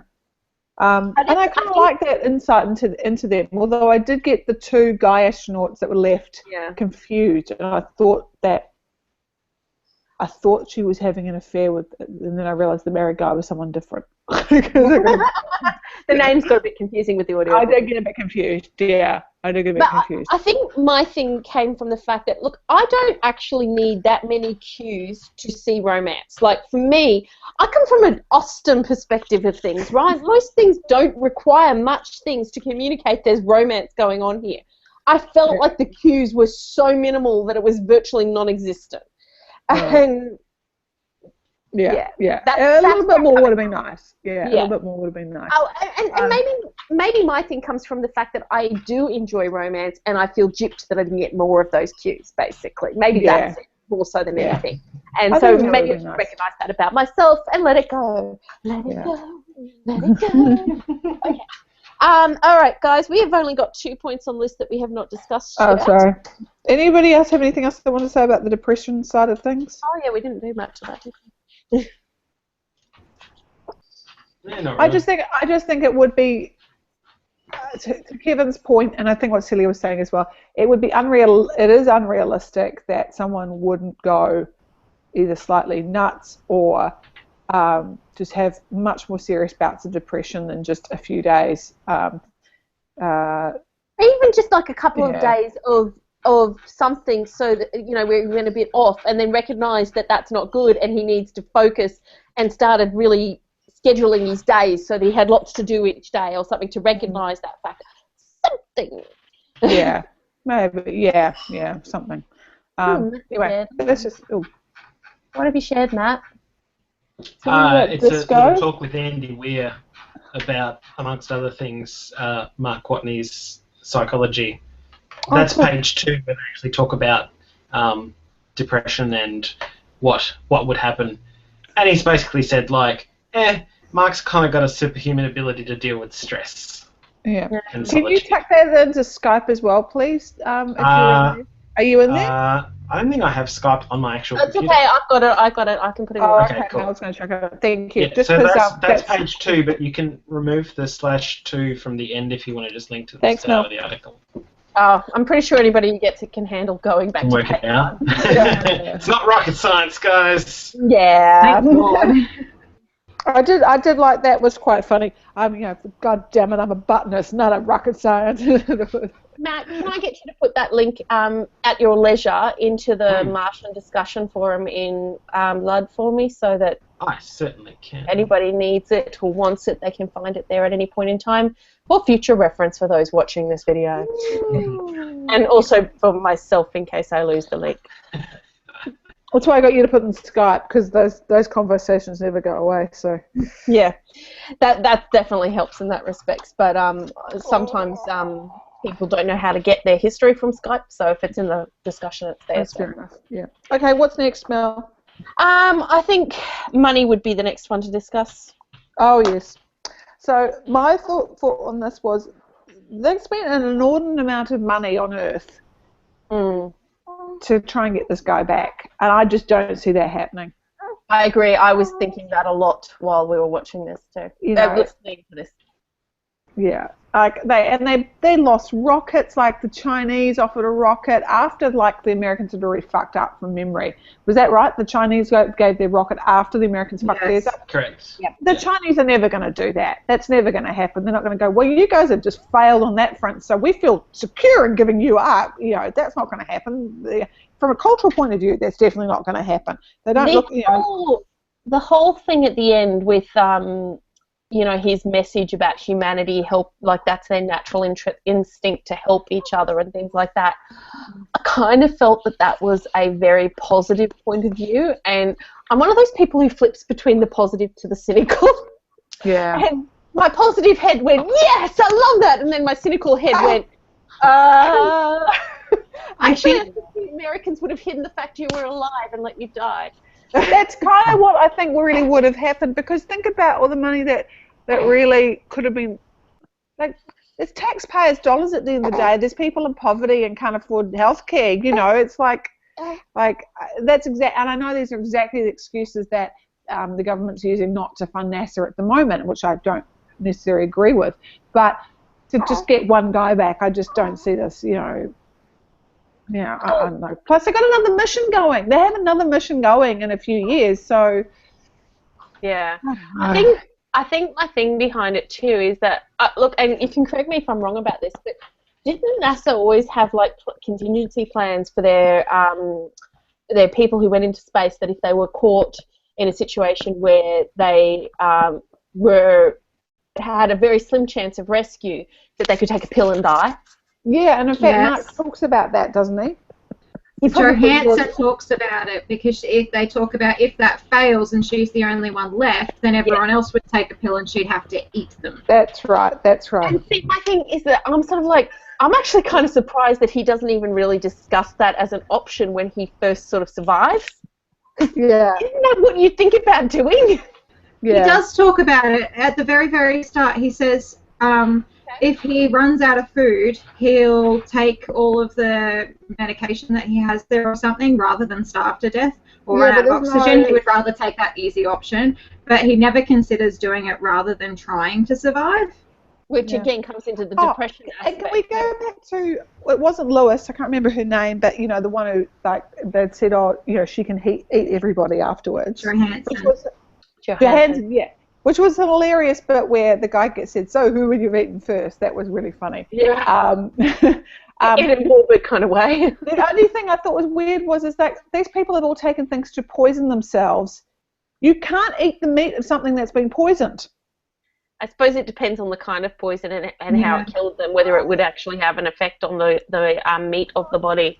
I don't know. That's like Rule 101. Cannibalism is a bad idea. We're not really talking rat poison here. We could be talking about a medication that stops your heart from beating. And certain medications break down over time in the body. That's why when they find dead bodies, there's sometimes you can think it's medication, sometimes you can't. Lots of reasons as to why or why not that might not have worked. I felt like as an option, it seems far more likely that when he contacted Earth, that Earth would have considered the fact that maybe that's what they should have been suggesting. Yeah, and the one thing that was interesting, because this doesn't exist at the moment, is that Mars has satellites. And I'm not talking about the moons. I'm talking about actual satellites. There's satellites in this, which Mindy is looking at. Yeah. So and from what they said, which is where I went, well, why would they spend? They said the public will know because all of the satellite information is released to the public. Right. Like they get it. There's freedom of information that means that they get, or they can just access them, which I also think is kind of far-fetched because I know there's satellites where nobody can get to the information. You know, like they're all owned by different companies, and if anyone really wanted to shut down access, they could with very no difficulty. Yeah, exactly. But I mean, the other thing is, I don't know if the general public would have minded that much, considering the billions and billions of dollars they would have spent to save him. Would you rather have hospitals and healthcare and roads and all of these things, or save one man? Yeah. Just the sheer way that the American public has been around NASA and its programs in the more recent years says to me I find this very unbelievable. Exactly. Yeah. But I think if this were 1969, then it would have been not a question. It was just so important not to fail. Yeah. But I think the thing is, too, is that he was trying to tell a positive story. Like, that was the thing that hit me straight away with this book. It's supposed to be a positive story. I know he's going to survive. And I think that was the thing. Like, it shaped that element of it. The money was never really questioned that much for the pure reason it's a positive story. We're going to do what we have to do to save this guy. I guess the thing that made me just question is that they kept throwing, like, to quote, they kept throwing good money after bad money. Yeah. And you just kind of go, like, it just never would have gotten approved. Like, I think they did their own thing which failed. Then they had something else up their sleeve which also failed. Then the Chinese chipped in, that which would never have happened. And even if it did, again, you're going, regardless of who chipped in, you're like... Maybe one of the reasons why it wasn't considered so bad is because most of the things they tried actually had all the money spent on them. The rocket was already there and had already been built, as opposed to we've got to put this money forward now to build what we need to make this happen. Absolutely, but wasn't there three things? There was their rocket that they already had, which they said we'll use.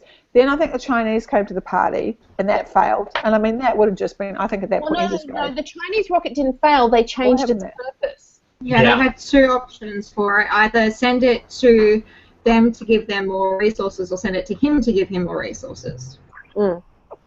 And they ended up sending it to the crew to get more resources so that they could go back, which created what I think you're thinking of as the third option. Did it actually go to the crew in the end? Did it? Yes. Yeah. Oh, okay. Because I thought that failed as well. Okay. So, sorry, I take it back. Apologies. It's one of the things that worked with that problem. Yeah. So the Chinese rocket did work. Okay, that's good. But I must admit, when they did the first rocket and that food was liquefying and everything, in that scene, I was just cursing out loud. I was like, that was written really well, too. That was written really well. Yeah, it was. And look, the thing that I felt most impressive about the story is how suspenseful he made science. I was like, science is suspenseful and interesting. This is so cool. Sorry, I'm half drunk. That means you're half sober as well. Yeah, that's true. That's why I was able to recognise the fact that I needed to apologise for that. Anyway. All right, last point I've got down here is the Red Mars aspect. I have to check before I talk about this. Matt, did you read Red Mars? The Kim Stanley Robinson book? Yes.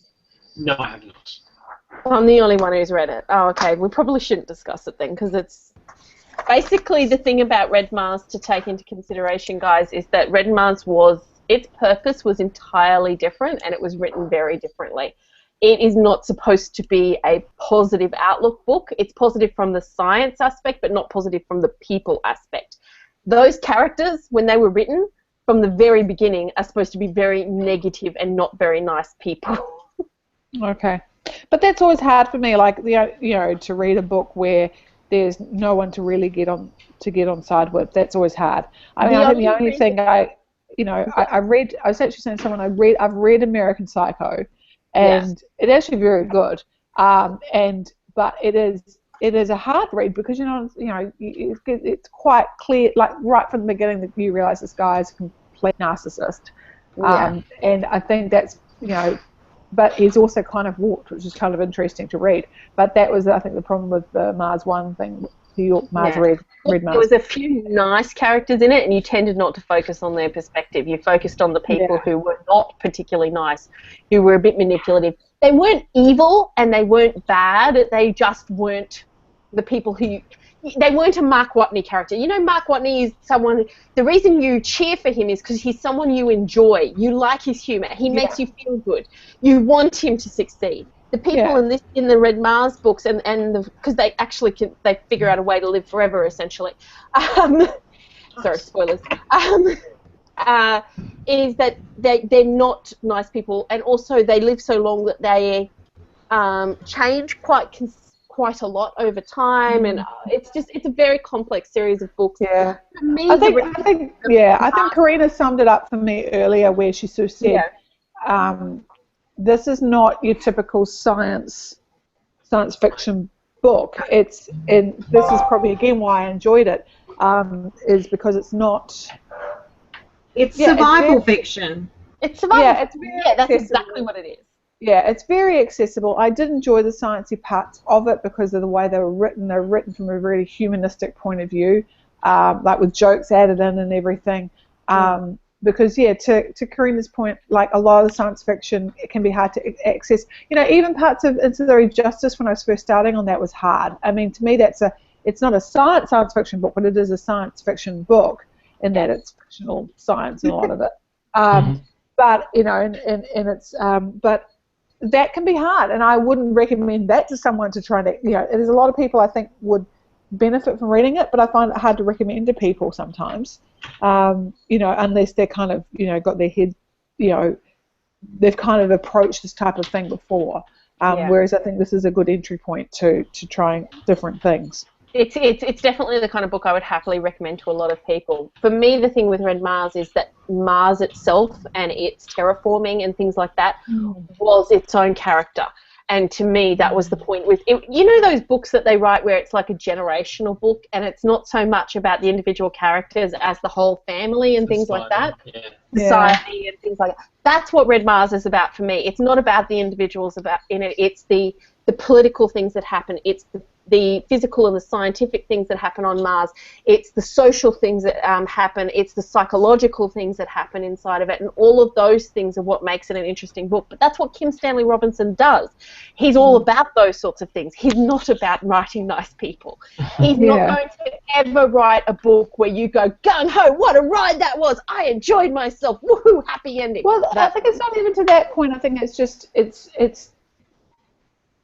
and I'll get off this in a sec, but I think it's to the point of not necessarily about writing nice people, but just writing about people that read more like people. And I mean, that's interesting because I never did finish it, that they end up wanting to live forever, and that changes them essentially.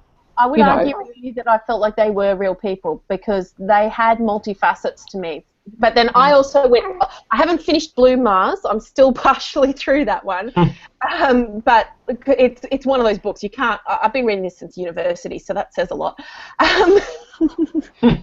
But the point is that I feel like it's not something that you can judge based on the start of Red Mars, because it is a book that spans so many years, and we're talking hundreds of years here, with the same characters.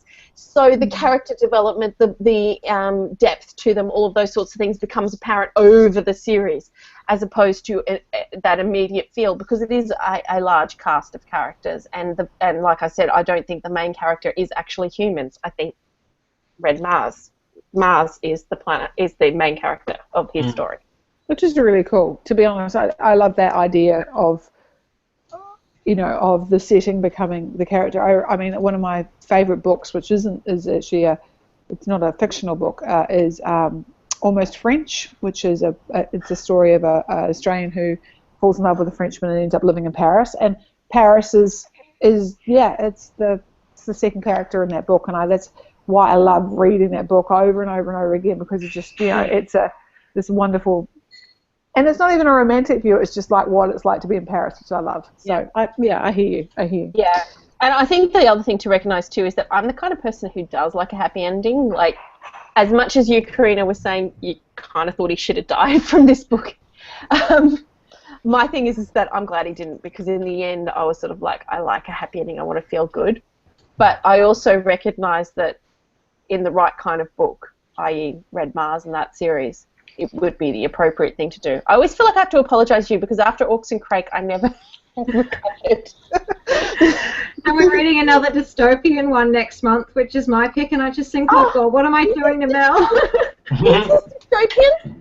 Oh shit! Yes. Yeah, totally dystopian. Oh God, I keep thinking. Short. Thank God it's short. I don't know. It's dystopian. It reads like the that Donna Tartt book. I was like going, oh, it's kind of like that.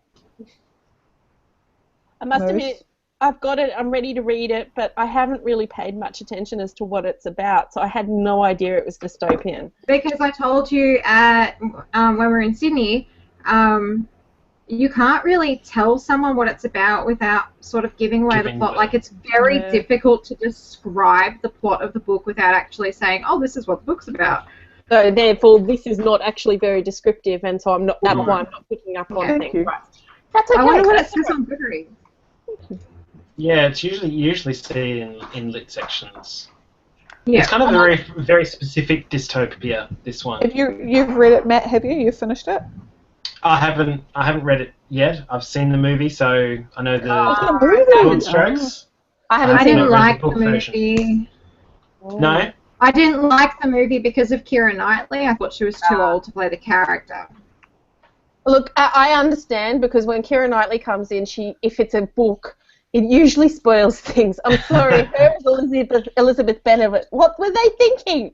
But well, it's just one of those classic things of I mean, I know there should be different versions, but I still don't think he can top the, BBC version at the moment. No. For that. I know that, like in another 10 years perhaps you could, but right now I still don't think he could. The fact that it came back to the fact that the BBC version was so good, and then they did it too soon afterwards. It was ridiculous. Yeah. Like, I know there's other versions further back in time. I don't know. It's just Hollywood's obsessed with remaking stuff, which is just frustrating, because it doesn't need to be made. Busy on the LUD page. There's new things all over the place. This is exciting. Sorry, I check the Land Down Under page so often, and there's never anything on there. So do I, and I'm like, why aren't people talking? Oh, we talk on Facebook. That's right. Yeah, that's the problem. I'm actually considering just creating us a Land Down Under page on Facebook for us to use as our mainstay, because with Vaginal Fantasy sort of defunct, we've got like 60 people in there, most of them not participating, and it feels kind of weird at times.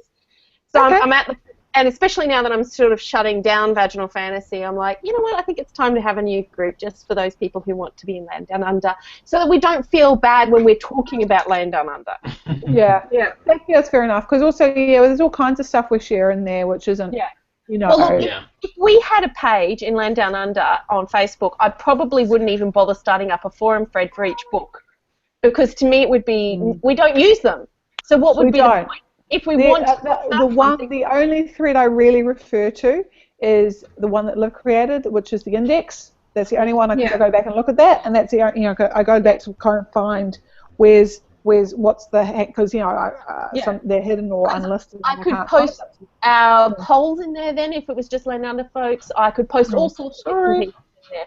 And as much as I'm not really a huge fan of Facebook as a general meeting space, it's still the space where most people come as a sort of neutral spot. So it becomes the default in that respect. So. And it does have a longevity, which is what I do like. It's the same thing why I like about the Goodreads having the index there is there's a longevity, and you can kind of go, oh, what was that hangout again? Oh, there was someone made a quote or a comment that was really good. I want to go back and rewatch that. So I quite often use it for those things. Yeah. Oh my God, Liv is already looking for places for us to stay in Brisbane. Woohoo! You go, girl. Be awesome. Better than me having to do it all. So just because I start questioning everybody. Oh, is this going to be okay for everybody? And then I get indecisive. So it's all good. Liv, you do it. Well, did Liv find the last place? Because having visited you guys, that was really nice. It was really good. It was a good price too. It worked for everybody. So yeah, it was a really nice place. What was the question I had? So we're back on the. Oh yeah, when are we going to Brisbane? Firstly. Oh, I've put the dates up already. I've put from the Friday until the Monday because that's what we basically did in Sydney, and I thought that worked well, didn't you, Karina? Yeah, absolutely. I feel like last year I was really, really tired the whole time, and this time because we had like a base where we sort of had a couple of afternoons where we went, you know what, we're really tired. Let's just go sit down for an hour and then we'll go out for dinner, and that was really good in that respect because last year I drove to your place, which is like a 3.5-hour drive. Went to bed pretty much as soon as I got there, then had to get up in the morning and drove home on Sunday night. I was exhausted. Yeah, absolutely. So I think having a base I was exhausted because I sat and drank a hell of a lot of booze on the Friday night with some other friends. I think having a base operation works really well for playing games too. We don't have to worry. Yeah, it does. Yeah. So I was sad I had to leave because that was like, because that was exactly what was great. I was like, and everyone was in their gym jams, and I'm like going, oh, I'm sad I have to go because this is exactly why you got the apartment because even though we had played in Melbourne, it was being in a pub and it wasn't quite right. We couldn't hear each other, and whereas everyone's in gym jams, you got some snacks, you got some drinks. It's the way to go. And it saves us a lot of money because the drinks in Melbourne were so freaking expensive. Yeah. Oh, yeah, it was like $14 for a gin and tonic. Yeah. Ridiculous. Yeah. As much as they were very nice cocktails, I think that you can easily go out to a place, have a couple of nice cocktails, and then go back and play games. Yeah, absolutely. Anyway, so yeah, Brisbane for next year, very excited, awesome. Well, I think we should consider whether or not we want to go to like a park for one of the days, things like that. Sorry, it's just because I've got my hands full, so I can't go there. What dates are we going? The 1st until the 4th. Of July? July, yeah. Oh, July, cool. I think winter works out really well. Australian winters aren't that harsh, and so generally speaking, I'd prefer to be walking around a city in the middle of winter than in summer. So.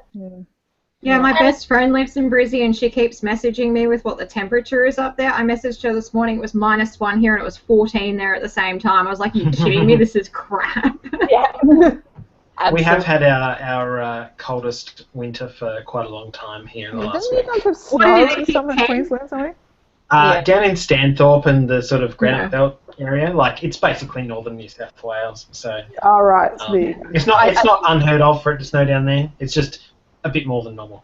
Yeah, I think Brisbane itself will never be a problem because it's too coastal. Same as Melbourne. Melbourne hasn't had this kind of cold weather that everybody's talking about because I'm coastal. We get quite cold. 3 kilometres from the... you guys are a little bit different. Yeah, we're a bit more inland. Yeah. Whereas I'm actually more coastal in most parts of Melbourne. And I'm like, Although it did get down to -1 last night. And I was like, -3. Yeah. I know, but it's Karina, cold here. you're inland. That's why. Yeah. But the good thing about living here is, though, we are in like a bowl surrounded by all the mountains, so it's never going to snow here. Yeah. Anyway, so yeah, Brisbane. I was thinking though, because Brisbane will probably have less for us to do in the city than Sydney did. Although there are definitely things to do. There's some really good museums and stuff like that. I was thinking maybe we could do a day where we maybe hire a couple of cars or something and drive to the Gold Coast and do a park.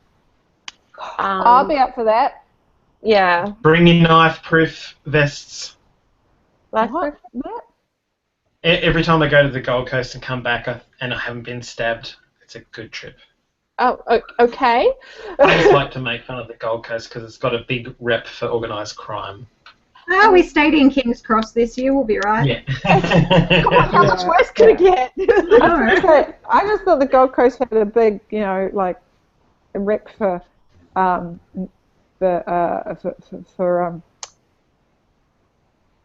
unemployment and well, yeah, we did. There was a shooting in one of the shopping centres last year, so wow. Okay, well, Matt's making me so much more confident about this idea. But yeah, really selling it. Yeah, I know. Yeah. I was going to say there's apparently some good museums in Brisbane that would be kind of cool to go to, and we could see what live shows are happening, or there's some good stuff. There might be a con or something that could be good. The other reason I'm sort of keeping it on that sort of weekendish is that it's kind of our birthday anyway as a group. Yeah. So I figured it's a good way to celebrate it. It puts it in a time of year where most people don't go on a holiday somewhere in Australia. So well, it's nice to get away in the winter as well. I mean, I can't come. I was coming down to Melbourne. No, actually, I arranged my trip to Melbourne because of the hangout. I had these air tickets to use because we booked it. I had to do a pitch, and then the pitch got cancelled, and then I had these, and I was like, right, I'm going to go to Melbourne this weekend, and I'll happen to be, I'm coming for work, and I'll work there on the Friday, but really it was going to see you guys. I was like, well, I never get any other perks, so what the hell? And I was like, I paid for like all my accommodation and everything. It was great, and it was so nice. Hey, Sarah, you don't have to justify it to me. Mine and Naira's relationship probably would not have blossomed if it wasn't for the fact for work travel. He was in Brisbane and I was in Sydney. And he was my boss who got to say when I was you never told us that. Oh, goodness. No, look, he never manipulated it. There was always work behind why I was going there. But it was a nice side benefit, let's just say that. Yeah. Nice, yeah. And as we said, you can't help who you get attracted to and fall in love with and want to hang with. That whole American thing where like it's taboo to vodka. Don't screw the crew. Basically, not to date anybody at work and stuff. I'm like, seriously, that cannot be true. The number of people I know who met someone through work or at work. You spend so much time at work. Especially if you work for a big organisation, Yeah. And so I've done both. I've dated people I've worked with, or slept with them, and had perfectly good relationships afterwards. It's fine. But I did the ultimate thing. I ended up going out with my flatmate and marrying him. So there you go. As we like to say, we were flatmates, now we're roommates. Yeah. But I think that's the thing, like, you don't know someone so well until you have to have those sorts of intimate situations with them, but, Yeah, if you can work with someone and you still think they're pretty awesome, that's a good sign. And that was my thing about, I lived with Kevin and I still thought he was pretty great, I knew what I was getting into. Yeah, I agree. Not only did Nai and I like each other enough to date and then move in together, we then went and started a business. There you go. I might stay at home to work more often than go into the office because we do need a part-time. Absolutely. Anyway, cool. Did you guys want to talk anything else about the book? Because we have finished my list. I'm trying to think if there's other bits and pieces that occur to me, but I can't. Look, I'm impressed. We pretty much talked for 2 hours straight on the book. Oh, well, we never do that. Yeah, we stayed quite pretty good. I done an hour and a half, but that's still good for us. We quite often will do 3-hour hangouts when we only talk about the book for 20 minutes. So, Yeah. I'm impressed. High five for everybody. Yay! I don't think so. Can we talk about some of the characters though? That would be cool. Cause, I'll do my who's the guy from Futurama? Who's the Walrus type guy? The what? The walrusy type guy from Futurama. You mean Zoidberg? Zoidberg is. Oh. He's like a crab, not a walrus. Yeah. But he's got like a moustache and stuff, like a walrus. No. That's the crab stuff. Oh, do you mean Scruffy the janitor? No, I mean Zoidberg. I'm sure I mean Zoidberg. No, that's a crab thing as well. Little, sorry, I've been thinking he was a walrus all these years. Anyway, that was a complete diversion of characters. Not the first time we've been to Futurama tonight. Can we talk about some of the characters, especially those of us who listen to the audiobook? What were some of our characters? I thought the two Texans were, I only know they were Texans because they worked at Houston. I thought they were really quite funny. How they'd argue with each other. they would argue with each other about what was accurate and what wasn't. And now I know who you're talking about. Yeah. The two texts. Yeah, that's it. The two texts, and Bigman would be like, "Oi, focus." Oh, right. No, you're wrong. No. Yeah, you're wrong. Oh, yeah, okay, I'm wrong. Yeah, no, it was very funny. Mindy was great. Like she got sarcastic, which was fantastic as time went on, which was really cool. There was a couple of people I thought was I'm actually looking at the cast list just to get the names. Yeah. I thought and I can't remember her name, but the PR woman, she was hilarious. Fuck. Annie. Annie. She is really highly listed on the list for the cast, actually, which makes me wonder if that's got to do with the fact that Kristen Wiig is playing her and she's a higher ranked person.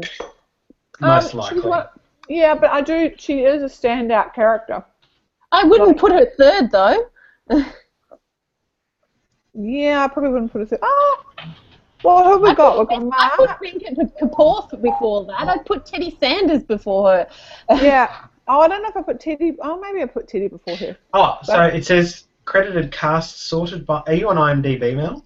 No, I'm on. Sorted by Star Meter. That's what I'm looking at too. Which puts Kate Mara at the top. Yeah. See, I tend to go by Wikipedia for stuff like that purely because they tend to list more based on the characters rather than on the stars. But that's why I'm questioning this list, because I'm like, no. Not unless they've changed the way the character interacts in the movie. Well, they may have just copied it over from IMDb, and once the film comes out, maybe it'll get updated by someone who will reorder it. Was it Matt Damon, Jessica Chastain, and Kristen Wiig on IMDb then? Kate Mara, Jessica Chastain, Kristen Wiig. Then Matt Damon. Oh, interesting, because Matt Damon's first here, and Jeff Daniels is fourth. Jeff Daniels is way down there. Sorry, Teddy? 5, 6, 7, 8, 9, 10, 11th. Sarah, what did you say, sorry? Sorry. I'm in the biscuit. Is Jeff Daniels playing Teddy? Yeah. That's actually why I got upset, because when I first saw the trailer, I thought Jeff Daniels was Venkat Kapoor, and I was like, no! No. I love Jeff Daniels. I love him in Newsroom. I think he's fantastic. I'm happy he's Teddy. But, oh, my God, when I thought he was Venkat Kapoor, my brain exploded. So, who's Ryoko? Would be Bruce Tang? Bruce, it's a female actress, Naomi Scott. Sorry. She's playing a character called Ryoko. Is there a character called Ryoko? One of the astronauts' wives that's on... Oh, maybe because she is listed underneath Vogel, so maybe that's his wife. That's who I'm thinking of. Who's playing Vogel? Axel Henny. Axel Henny. I've never... she's listed above him on my list. What a strange name. It's Japanese. Roko is a Japanese name. Yeah. Oh, true. There we go. Where is...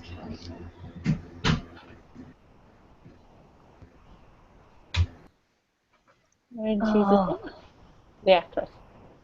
Very strange. I'm very confused as to who Roko was. Maybe somebody who was in the the control room or something. Yeah, but I don't remember any particular. I mean, it's Mindy. I don't mean Mindy I'd have above whoever that character is. If I had the ebook, I could search it for the name, but I can't. That's what I'm doing, and she's not coming up. Oh, okay. So invented character. I don't mind if they invent some more female characters. That's okay. Mitch Henderson. Who's Mitch Henderson again? Because Sean Bean's playing him, which is cool. And he doesn't die. Or does he? Oh, yeah. Huge plot twist. Yeah, Sean Bean, he has to die. He's actually playing some of the food that they were going to send up. And just gets liquefied. He just separates. A little bit, on takeoff.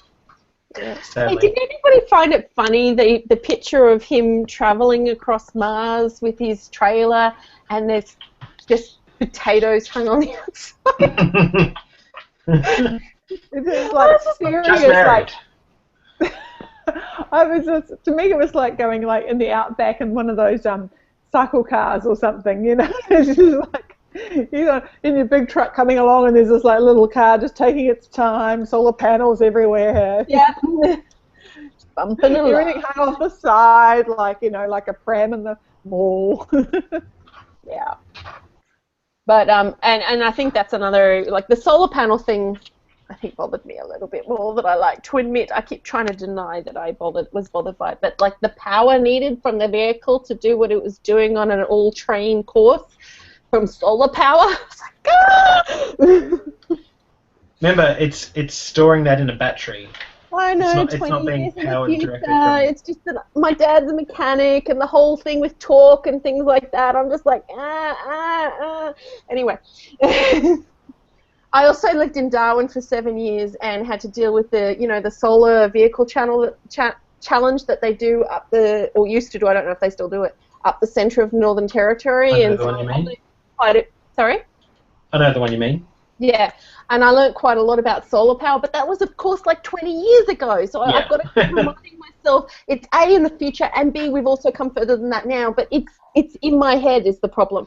My because I've got a pretty good understanding of solar power and how it works, or at least how it used to work.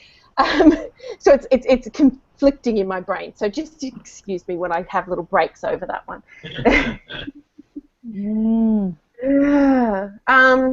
How do we feel about Ridley Scott doing this? Matt and I had a little talk about that. Sorry, about what, sorry? Ridley Scott directing. I don't. What else has Ridley Scott done that I know? I know the name very well. Blade Runner, Alien, Prometheus. Prometheus. Okay, lots of scary movies. Can you give me something that's not scary?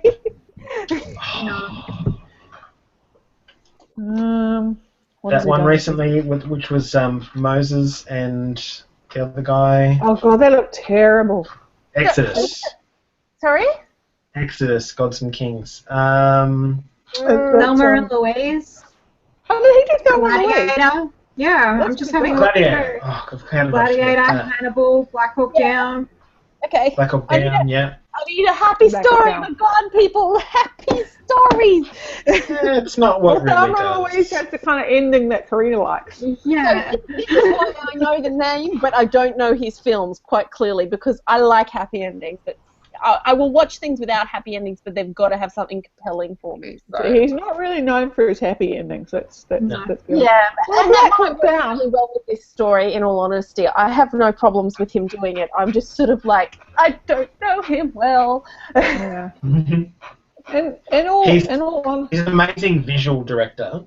If nothing else, he's fantastic with visuals. See, I think... you know who I wish was actually doing this movie, but it's probably for the best he isn't, is the guy who did Gravity. The Spaniard. Yeah. I always get him confused with another guy who's got a very similar name. I think it's Alejandro. I don't know. I'm probably the wrong. He did Alfonso Cuarón. Alfonso Cuarón. Ow! Yes. I knew it was an owl. He did Children of Men and the third Harry Potter. Ah. So it's his fault. Hey, I liked it when it got to the third one because they stopped trying to do the book straight and recognised that it was supposed to be a visual medium. I took 5 years to see the third Harry Potter movie because it's my favourite book, and I was so disappointed with the first two that I was just like, nope, not watching it. See, that's why I liked the third one, was they stopped trying to do it the same way they did the first two. That instead of being that, it got grungier. They cut things out harshly, and they got a bit of humour in there that was visual. And now that I'm older, I can sort of take that separation of their different mediums. Like, I don't like watching Outlander. I don't need it to be a scene-for-scene remake. Yeah. But because it was my favourite book and I grew up with those books, it was very, very hard for me to separate. And now that I'm older, I really enjoy the Harry Potter movies, but I have to remind myself they're not the books, and the books still exist separate from the movies. Yeah. For a second, I thought you meant Outlander was what we grew up with. At the third one, whereas the fourth one was when I really got upset because they took out some really key plot points which were going to come into play later in the books. And put in like a 4-hour dragon scene. Yeah, and I was like, okay, that did not happen, and it's kind of stupid that it is as well. Then they're not trying to save him. But action. Oh, anyway, the fourth one is when I had to talk myself off the ledge of never going to see a Harry Potter movie again. Fanzo Curion. Right, sorry, I hung up on you guys accidentally, sorry. Yeah, and which one did he direct? He directed one of, Prisoner of Azkaban, which also is probably my favourite movie of them. See, that's what we were just talking about. Yeah, it's definitely my favourite Harry Potter book out of all of them. Yeah. Because my favourite book, so watching it was very, very difficult for me. I put it off for ages. He does a really good job on it. I mean, there's bits of it he left out, which is understandable because you've only got a short film. But I mean, it's such a good book because it's basically where it changes from being a children's book into a young adult's book series. Absolutely. And that's where I just feel like it suddenly, it gets real good. You also start to feel that it's a story with longevity rather than just too short. Yeah. But I think I agree with you that it was the best, but the reason for me it was the best was what I was saying about the fact that suddenly they recognised that they needed to have this story be its own story rather than trying to be the books. It's not because it's necessarily the best, but because they finally realised what they were doing that was so wrong with the first two. And the graphics. Well, they got a new director. They had Chris Columbus doing the first two. Yeah. But then he's a good children's director, and those two, because basically the last two Christmases, last Christmas and maybe 2 years before, we watched all the Harry Potter films. It's kind of been one of those things that I do. If I'm going to watch one, I'll start from the beginning and do all of them. So I watched them all recently, so I've also watched all 7. And the first 2 are definitely children's films. They're not young adults films. But see, I think they're worse than just being children's ones. I think they're poorly done. If you look at the CGI, especially in the first one with that troll scene, oh God, it kills me every time. I feel like they didn't recognise the potential for doing these movies and spend the money they should have spent. Yeah. I think also because the book series wasn't done yet when the first movie came out, they weren't quite sure where it was going. So they didn't realise that it was going to get really dark and very mature and very heavy, especially compared to the first 2 books, which are quite light. That they sort of just went, we'll just make this a nice light kids movie. That's how it'll be the whole way through. And then they went, oh, crap, it's not. Yeah. Anyway. We could do a full critique on Harry Potter here. Maybe we should. I'm trying to think, what's the Goblet of Fire? We could do a reread of Harry Potter, and that would be so much fun. Series written next year. Well, hey, that's not necessarily a bad idea because this year was shit. I couldn't even get past the sample chapter without going, no, I can't do this, I forced my way through the first book, so... Well, even Live Contends wasn't good. Actually, Karina, you've already voted, but Matt and Sarah, you've already voted too. So Matt, just so you're aware, the vote is up for our replacement September read. So you mean the one with the short stories? Short story. Yep, I've sent out. Are we doing more than one? I was only going to do one because we were supposed to do our SS books as well. So we're doing SS. Okay, cool. Yeah. I voted a little while ago during the hangout, so. Oh, that's why I haven't seen that you voted. And also, Matt, could you please communicate to Kirsten for me that it is her choice for After S as to what book we will be reading? She's got to S. Yeah, get S. It's really good. She's got a month to pick, so she's not in a hurry, and I'll nag her if she doesn't get back to me. But if you could give a heads up for me so that she knows it's her turn. S is our October read, so it'll be Kirsten's in November, and then December is comics read, and then G has requested a month, so I gave her January because she really wants to participate, but she's so limited when she can participate that I thought everybody would be okay if I gave her a month. So I've done that. Is January good for her with uni and stuff as well? Is that a good month because she won't be at uni? Yeah, she actually wanted December, but I talked her out of that because I was like, nobody wants to read a heavy read in December, and that's why we were choosing to do it as a comics month anyway. And And she was like, well, January works for me too, so. Oh, that's good. Yeah. Yeah. So she's actually already picked her book. I just haven't posted it up. Cool. Oh. Yeah. So well, I haven't. The reason I haven't posted it up is in case she changes her mind, because she was a little ummy-ary, but yeah, she has picked her book, so that's good. She's got some time. She's got some time, so. Yeah, well, that's right. And I'm trying to remind myself I don't need to schedule 6 months in advance. But I must admit that I have, ever since I posted the post about VF and saying I'm not doing it anymore, the relief and the weight off my shoulders has been so good. Well, I think it's just a case of, and I was going to say this, Mel, but I can't type one-handed very well.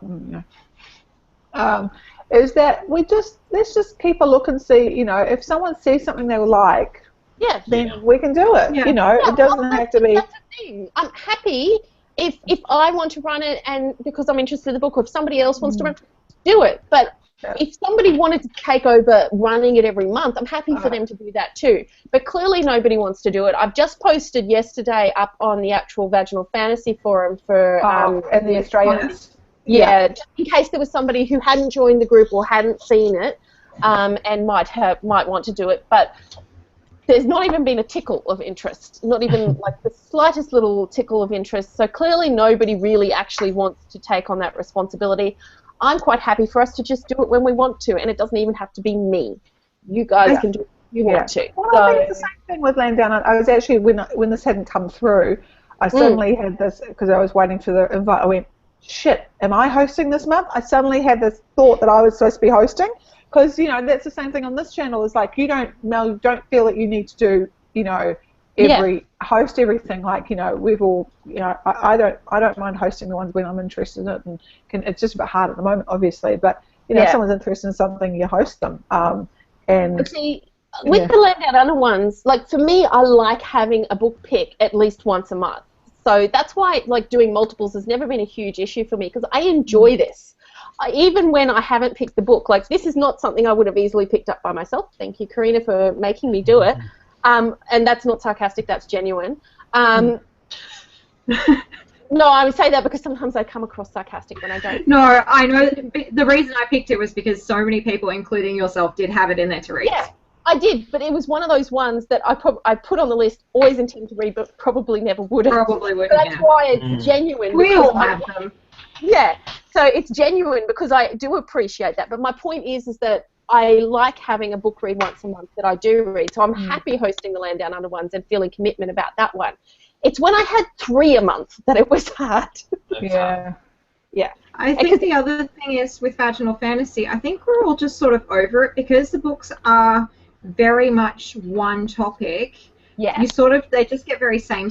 Even when they are slightly different genres, it's still the same story essentially. And I think we're all just kind of over it. Whereas with Land Down Under, because someone's picking a different book every month, we get a lot more variety, and so we do get a lot more attendance and interest in what's going on. Yeah. There's been a couple of VF picks recently I would like to have done. Like, is it Spyglass's Daughter? The title just sounds really. Yeah. Is that what it's called? It just sounds really good. And there was one. Spymaster's Daughter. And there was one. I actually got it because I didn't know I was going to cancel originally, and I got a copy of it and everything, and it's sitting there. But I'm just like, I really don't want to read another romance book where she's supposed to be all empowered, but really it's all about her getting the guy, and I'm just like, no. Exactly. Where, like, I think in Land Down Under, you said it right, Karina, in that we've got variety, but also we also take each other into account when we're picking books, like you did, where you looked to see something where everybody wanted to read something. Yeah. Exactly. Like, even if it's not something other people have marked that we want to read, we're like, actually, I think you guys will enjoy this, and I want to share it with you, and things like that. Yeah. So and it's like at the movie stuff. Like, we've done a few movie reviews and things, and it's like, like, I think I hounded Matt every week until he went and saw Interstellar because I was so desperate to talk to him about it. I was like, Matt, you need to go see this movie, and then we need to talk about it because I need to talk to somebody. And that's funny. We had the same thing this afternoon. I wanted to talk to my husband about The Martian, and I was like, do you care about spoilers? Because we are going to go see the movie together. I don't know if he'll read it, though. And he sort of went, don't give me spoilers. And I was like, I really want to, but I know I have hangout tonight, but I really need to talk to someone, but I know I have hangout tonight, so it's okay. But the hangout always helps in that respect. So I always want to talk about books, and talking to them with Nye, like, he'll accept it, he'll do it.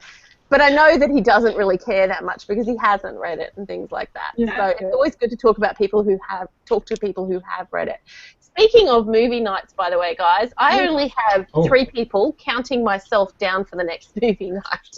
What was next movie night? Because I wasn't around for the last, because I was busy giving birth. What are you guys doing? It's on next Sunday, and the movie that is scheduled is The Eternal Sunshine of a Spotless Mind. Ah, another good Jim Carrey one. You were talking about Jim Carrey films. See, I'm scared of this one. I'm not sure I'm going to like it, but I'll watch it. Have you not seen it?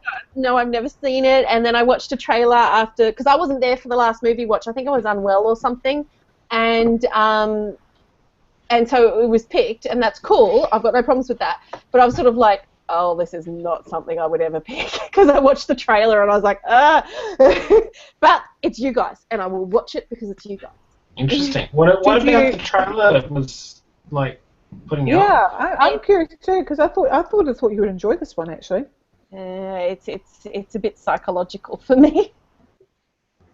It is a bit psychological. I have to agree with that, but in a way that it's not going to trip your mind in the way like. Sarah, you got to remember, you're talking from a perspective of watching it. I just saw the trailer, so I may thoroughly enjoy it. I'm going to go watch the trailer after this and work and make an assessment, because I actually have to agree. I finally saw it on DVD or something, and I wasn't that au fait with it. Didn't capture my attention for ages, and then I saw it and went, okay, now I get why this got nominated and things. Because it's the Jim Carrey factor. I quite enjoy Jim Carrey in drama roles. In fact, I actually tend to prefer comedians in drama roles more than anything else. So I'm all good with that. So I'm willing to give it a go. It's just not something I would have picked up off the DVD shelf and gone, oh yeah, I want to watch that. Fair enough.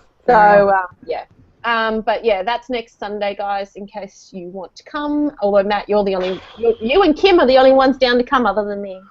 What? It's just 3 people still good. That's good. Well, I'd normally say absolutely, but I just don't see it happening. Kirsten will watch it. She'll be there. Yeah, I can't. Maybe though. She always maybes everything. Yeah.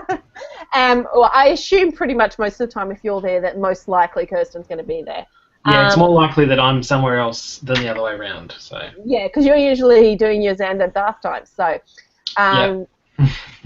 Naomi's down as a maybe, but I think most people just didn't notice it or know about it or something, because the people who have said no are the people who never come. So, Vanessa and Bethany are very good about saying no.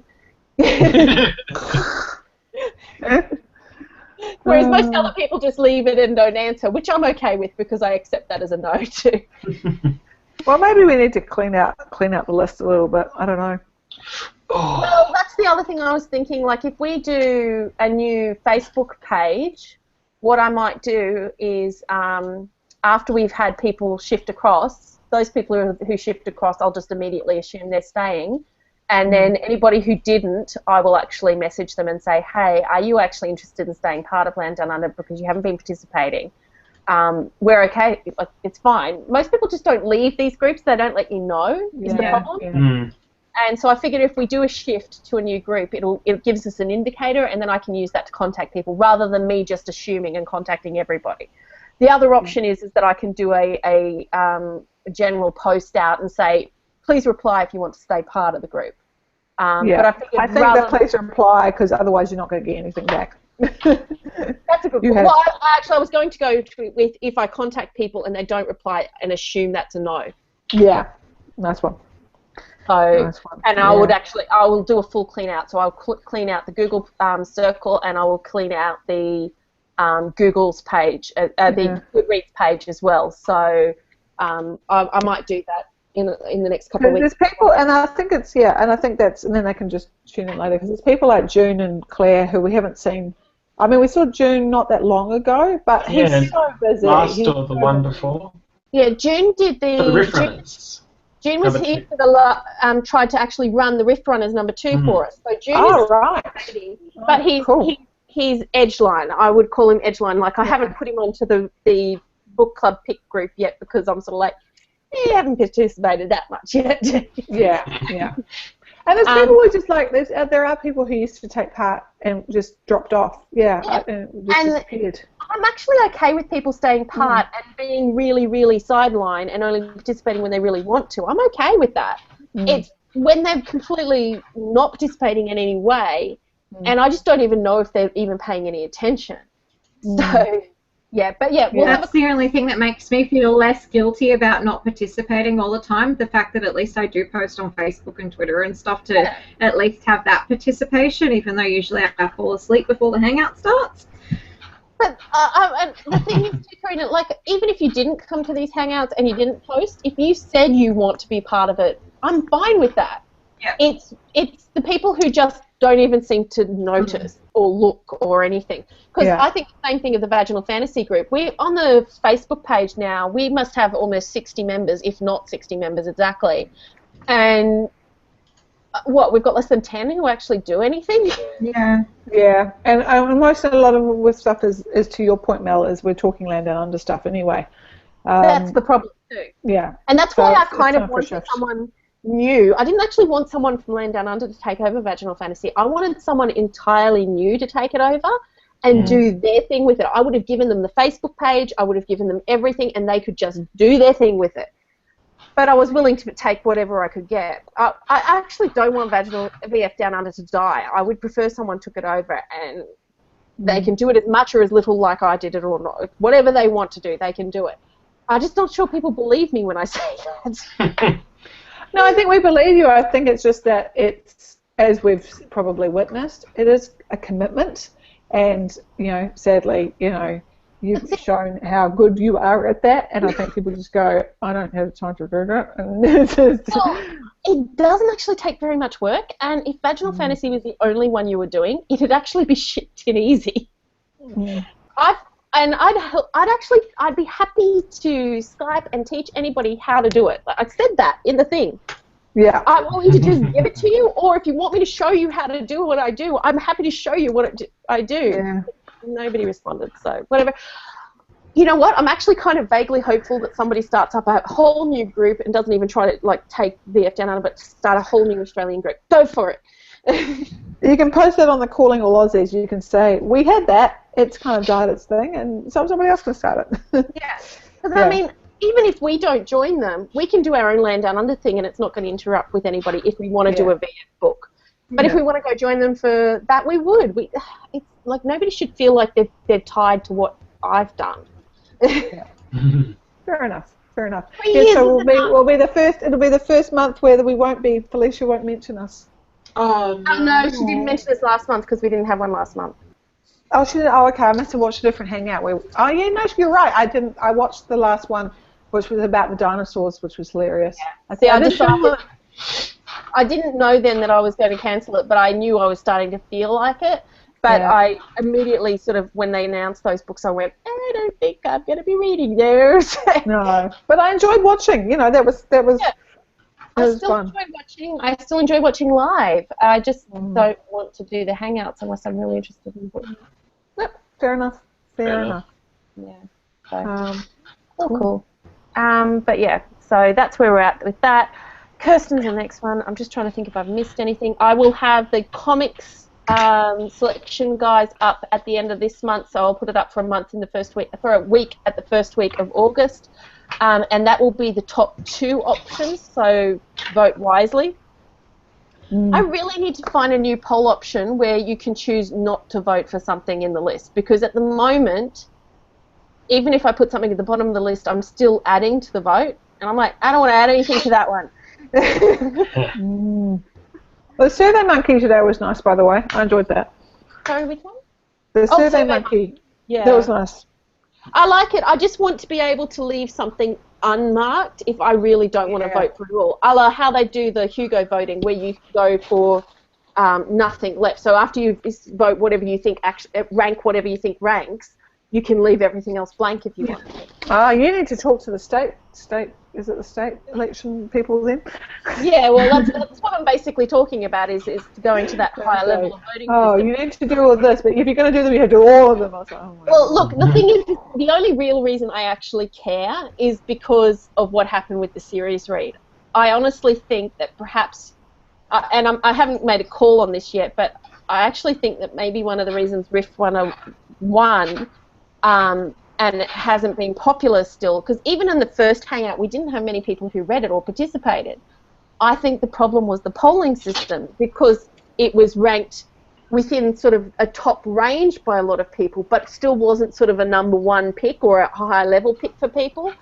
I think it just read the. I thought it sounded interesting. I believe I voted for it. Maybe.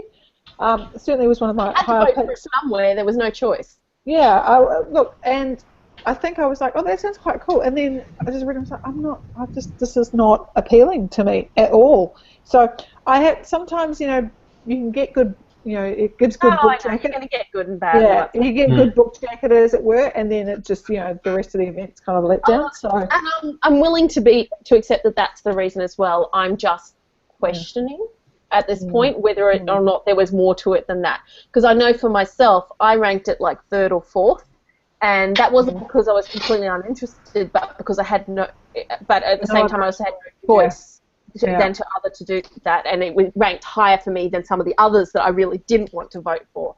So I'm the thing is that if there's mediocre, if something wins that averagely has mediocre interest, we're not going to get a very good effectiveness. Whereas if we had something that won that had, not everybody interested in winning, but say there was at least 5 or 6 people who were really interested in it, then that gives a different reaction.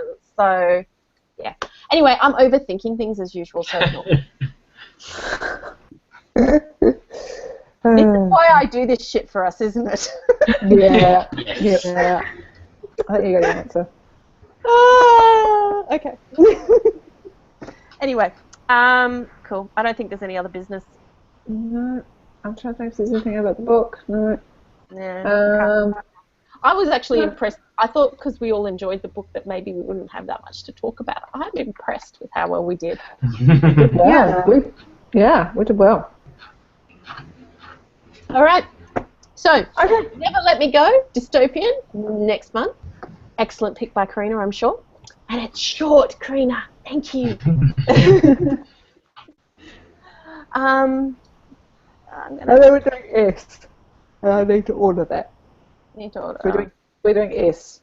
S, yes. Or you've got to have S. Unfortunately, is one of those ones which you kind of got to get yourself because the library copy you can't be sure everything's in there. Yeah. It's all I don't even belong to the library. How embarrassing! I know I'll join the library now. I've got a kid, but I even belonged to the library when I was in London because that was great because they have really good little satellite libraries all over London. I haven't done the library since I got to Australia, and that was 2005. So there you go. You might be impressed, Sarah. They're pretty good nowadays, especially with the online stuff. I don't know where they are. I don't know. If simple search to your council page will help you. Okay, because I know that's one over like the Marrickville. I think it's also because I grew up in Wellington and there was the central, so basically if you're in Wellington, you were a member of the central library and you were all libraries, right? There wasn't this is because the city council was basically. Yeah, there weren't lots of little councils. There was one big council, and there was the Hutt Valley and Kapiti and that kind of thing. And so, I belonged to the city library, and it was so good. It's such a good library. So I feel like I've been really spoilt. So if I go to the suburban ones, I go, the thing you don't realise about the suburban ones is, yes, when you go into them, they're quite small. But because of the way the online systems work now, like mine's like that. It's a small one. But I have access to all of them on the online system. So this one, sent from another library. I didn't just walk in and pick it up on the shelf. I ordered it. I know, but it's like to your point. There's just something nice about wandering around and going through it. I mean, I read all the Kinky Friedman books. I don't know if anyone else has read Kinky Friedman books because the Central Library had them all, and I just kind of would look at the ones I hadn't read yet. I didn't have to go, have I read it or not? I can't remember because they're all like they're basically detective, novels. Yeah. The thing is they're all the same basically, but I just enjoy them. Well, for me, the way I do that is my local library is not too great on the science fiction, but I can order from the other ones to get what I want. What I do know, though, is one of the other ones is very good with science fiction. That's where most of them are. So if I want to go have a wander through, I just go to that one. Right. Okay, that's cool. Because I think here, if you want to be... I'm not sure what the interlending policy is, because City of Sydney, for instance, there is a really good library, which... did you guys go there when you were down? Did you go and check out the customs? Not the library, no. No, there's a really good library in there, and but you have to be, understandably, a taxpayer or a resident in that council area. So if I wanted to join, if I wanted to go and borrow something, I'd have to pay a fee to join, as opposed to... That's really interesting, because Melbourne is totally different. Yes, I'm automatically part, well, once you join, of my local council library, but I can join the Melbourne library just because I live in the general vicinity. Yeah, so that wasn't how it happened, because it's a really cool library. So Customs House is, it's really neat. In fact, if I hadn't had the baby, I would have taken you guys and shown you some cool things. You go in and they've basically got a big diorama underneath a glass floor of Sydney. So why didn't you tell us? Out there. And then you go up, and then they've got the library on the different levels, and you can use their Wi-Fi in their reading rooms, which I've done, which was great. And then on the top floor is where Cafe Sydney is, which is an expensive restaurant, but they've got good cocktails and stuff like that, and views. And but I wanted to go there. One of my friends got married at the Melbourne Library. I'm like, you stole the best idea ever. Except for I never had the idea, but now it is my idea, and I'm like, Yeah. Where is the Melbourne Library? Is it a really beautiful building? Sorry, what was that? Where is the Melbourne Library? Is it a beautiful building? I don't know anything about it's one of those beautiful old buildings, and they've got these statues outside from like classic Australian literature and neat. What do you call them? I'm not completely au fait with these books, but it's the pudding. What's the black? Magic pudding. Yes, the magic pudding, and then they've also got Cuddle Pop and the Gumnut Babies. Gumnut Babies and things like that, sort of in statues Cuddle Pop and Cuddle Pie, that's it. And they've got like these funky seats. It's Melbourne. They've got funky seats outside that you can sit on, and the Melbourne Library. It's a massive reading area. Is that still true? Yeah, it's. That's a state library. That's a state library. Sorry, that looks incredible though. And there's this and then there's, because it's one of those big old buildings, there's these rooms upstairs that nobody uses for anything, so they use them for weddings and things. And I'm like, yes. Oh, neat. So yeah. Is this the one on Flinders Street? Are you talking about? Sorry. Are we talking about the Melbourne City Library? Or the... Yeah, it's the library that's near Melbourne Central, the shopping centre. See. That's the State Library of Victoria. Yeah, I believe so, yeah. Okay. Sorry, that's different. Maybe that's why I could join it, because it's a state library rather than... Yeah, I joined the State Library of New South Wales. That was really straightforward. Yeah. But the City Library, I couldn't join. The State Library looks amazing. It's got this massive reading room like the British Museum does, and like a big... I've actually been to like training things there that was run by the ABC for my job and stuff. Oh. Yeah, awesome building. Anyway. No, that's amazing. It looks incredible. I like living in Melbourne. I've tried a few places. Melbourne works for me. Awesome. All right. Fair enough. Guys, I've got to go to bed. It's 11. Yeah, I've got to go and feed my daughter again, so we'll do that. All right. Okay, lovely to see you all, and I'd love to do the live watch, but I don't see it happening, to be honest. I can't type witty responses into Skype one-handed. Just watch them. Just watch and don't. Because you get Kevin to do it for you the way you do it for him. That's true. Yes. That's true. I could do that. Excellent. But look, don't feel any pressure or anything too. I'm just teasing. Bye, everybody. Bye, guys. Okay. Bye. Bye. Later.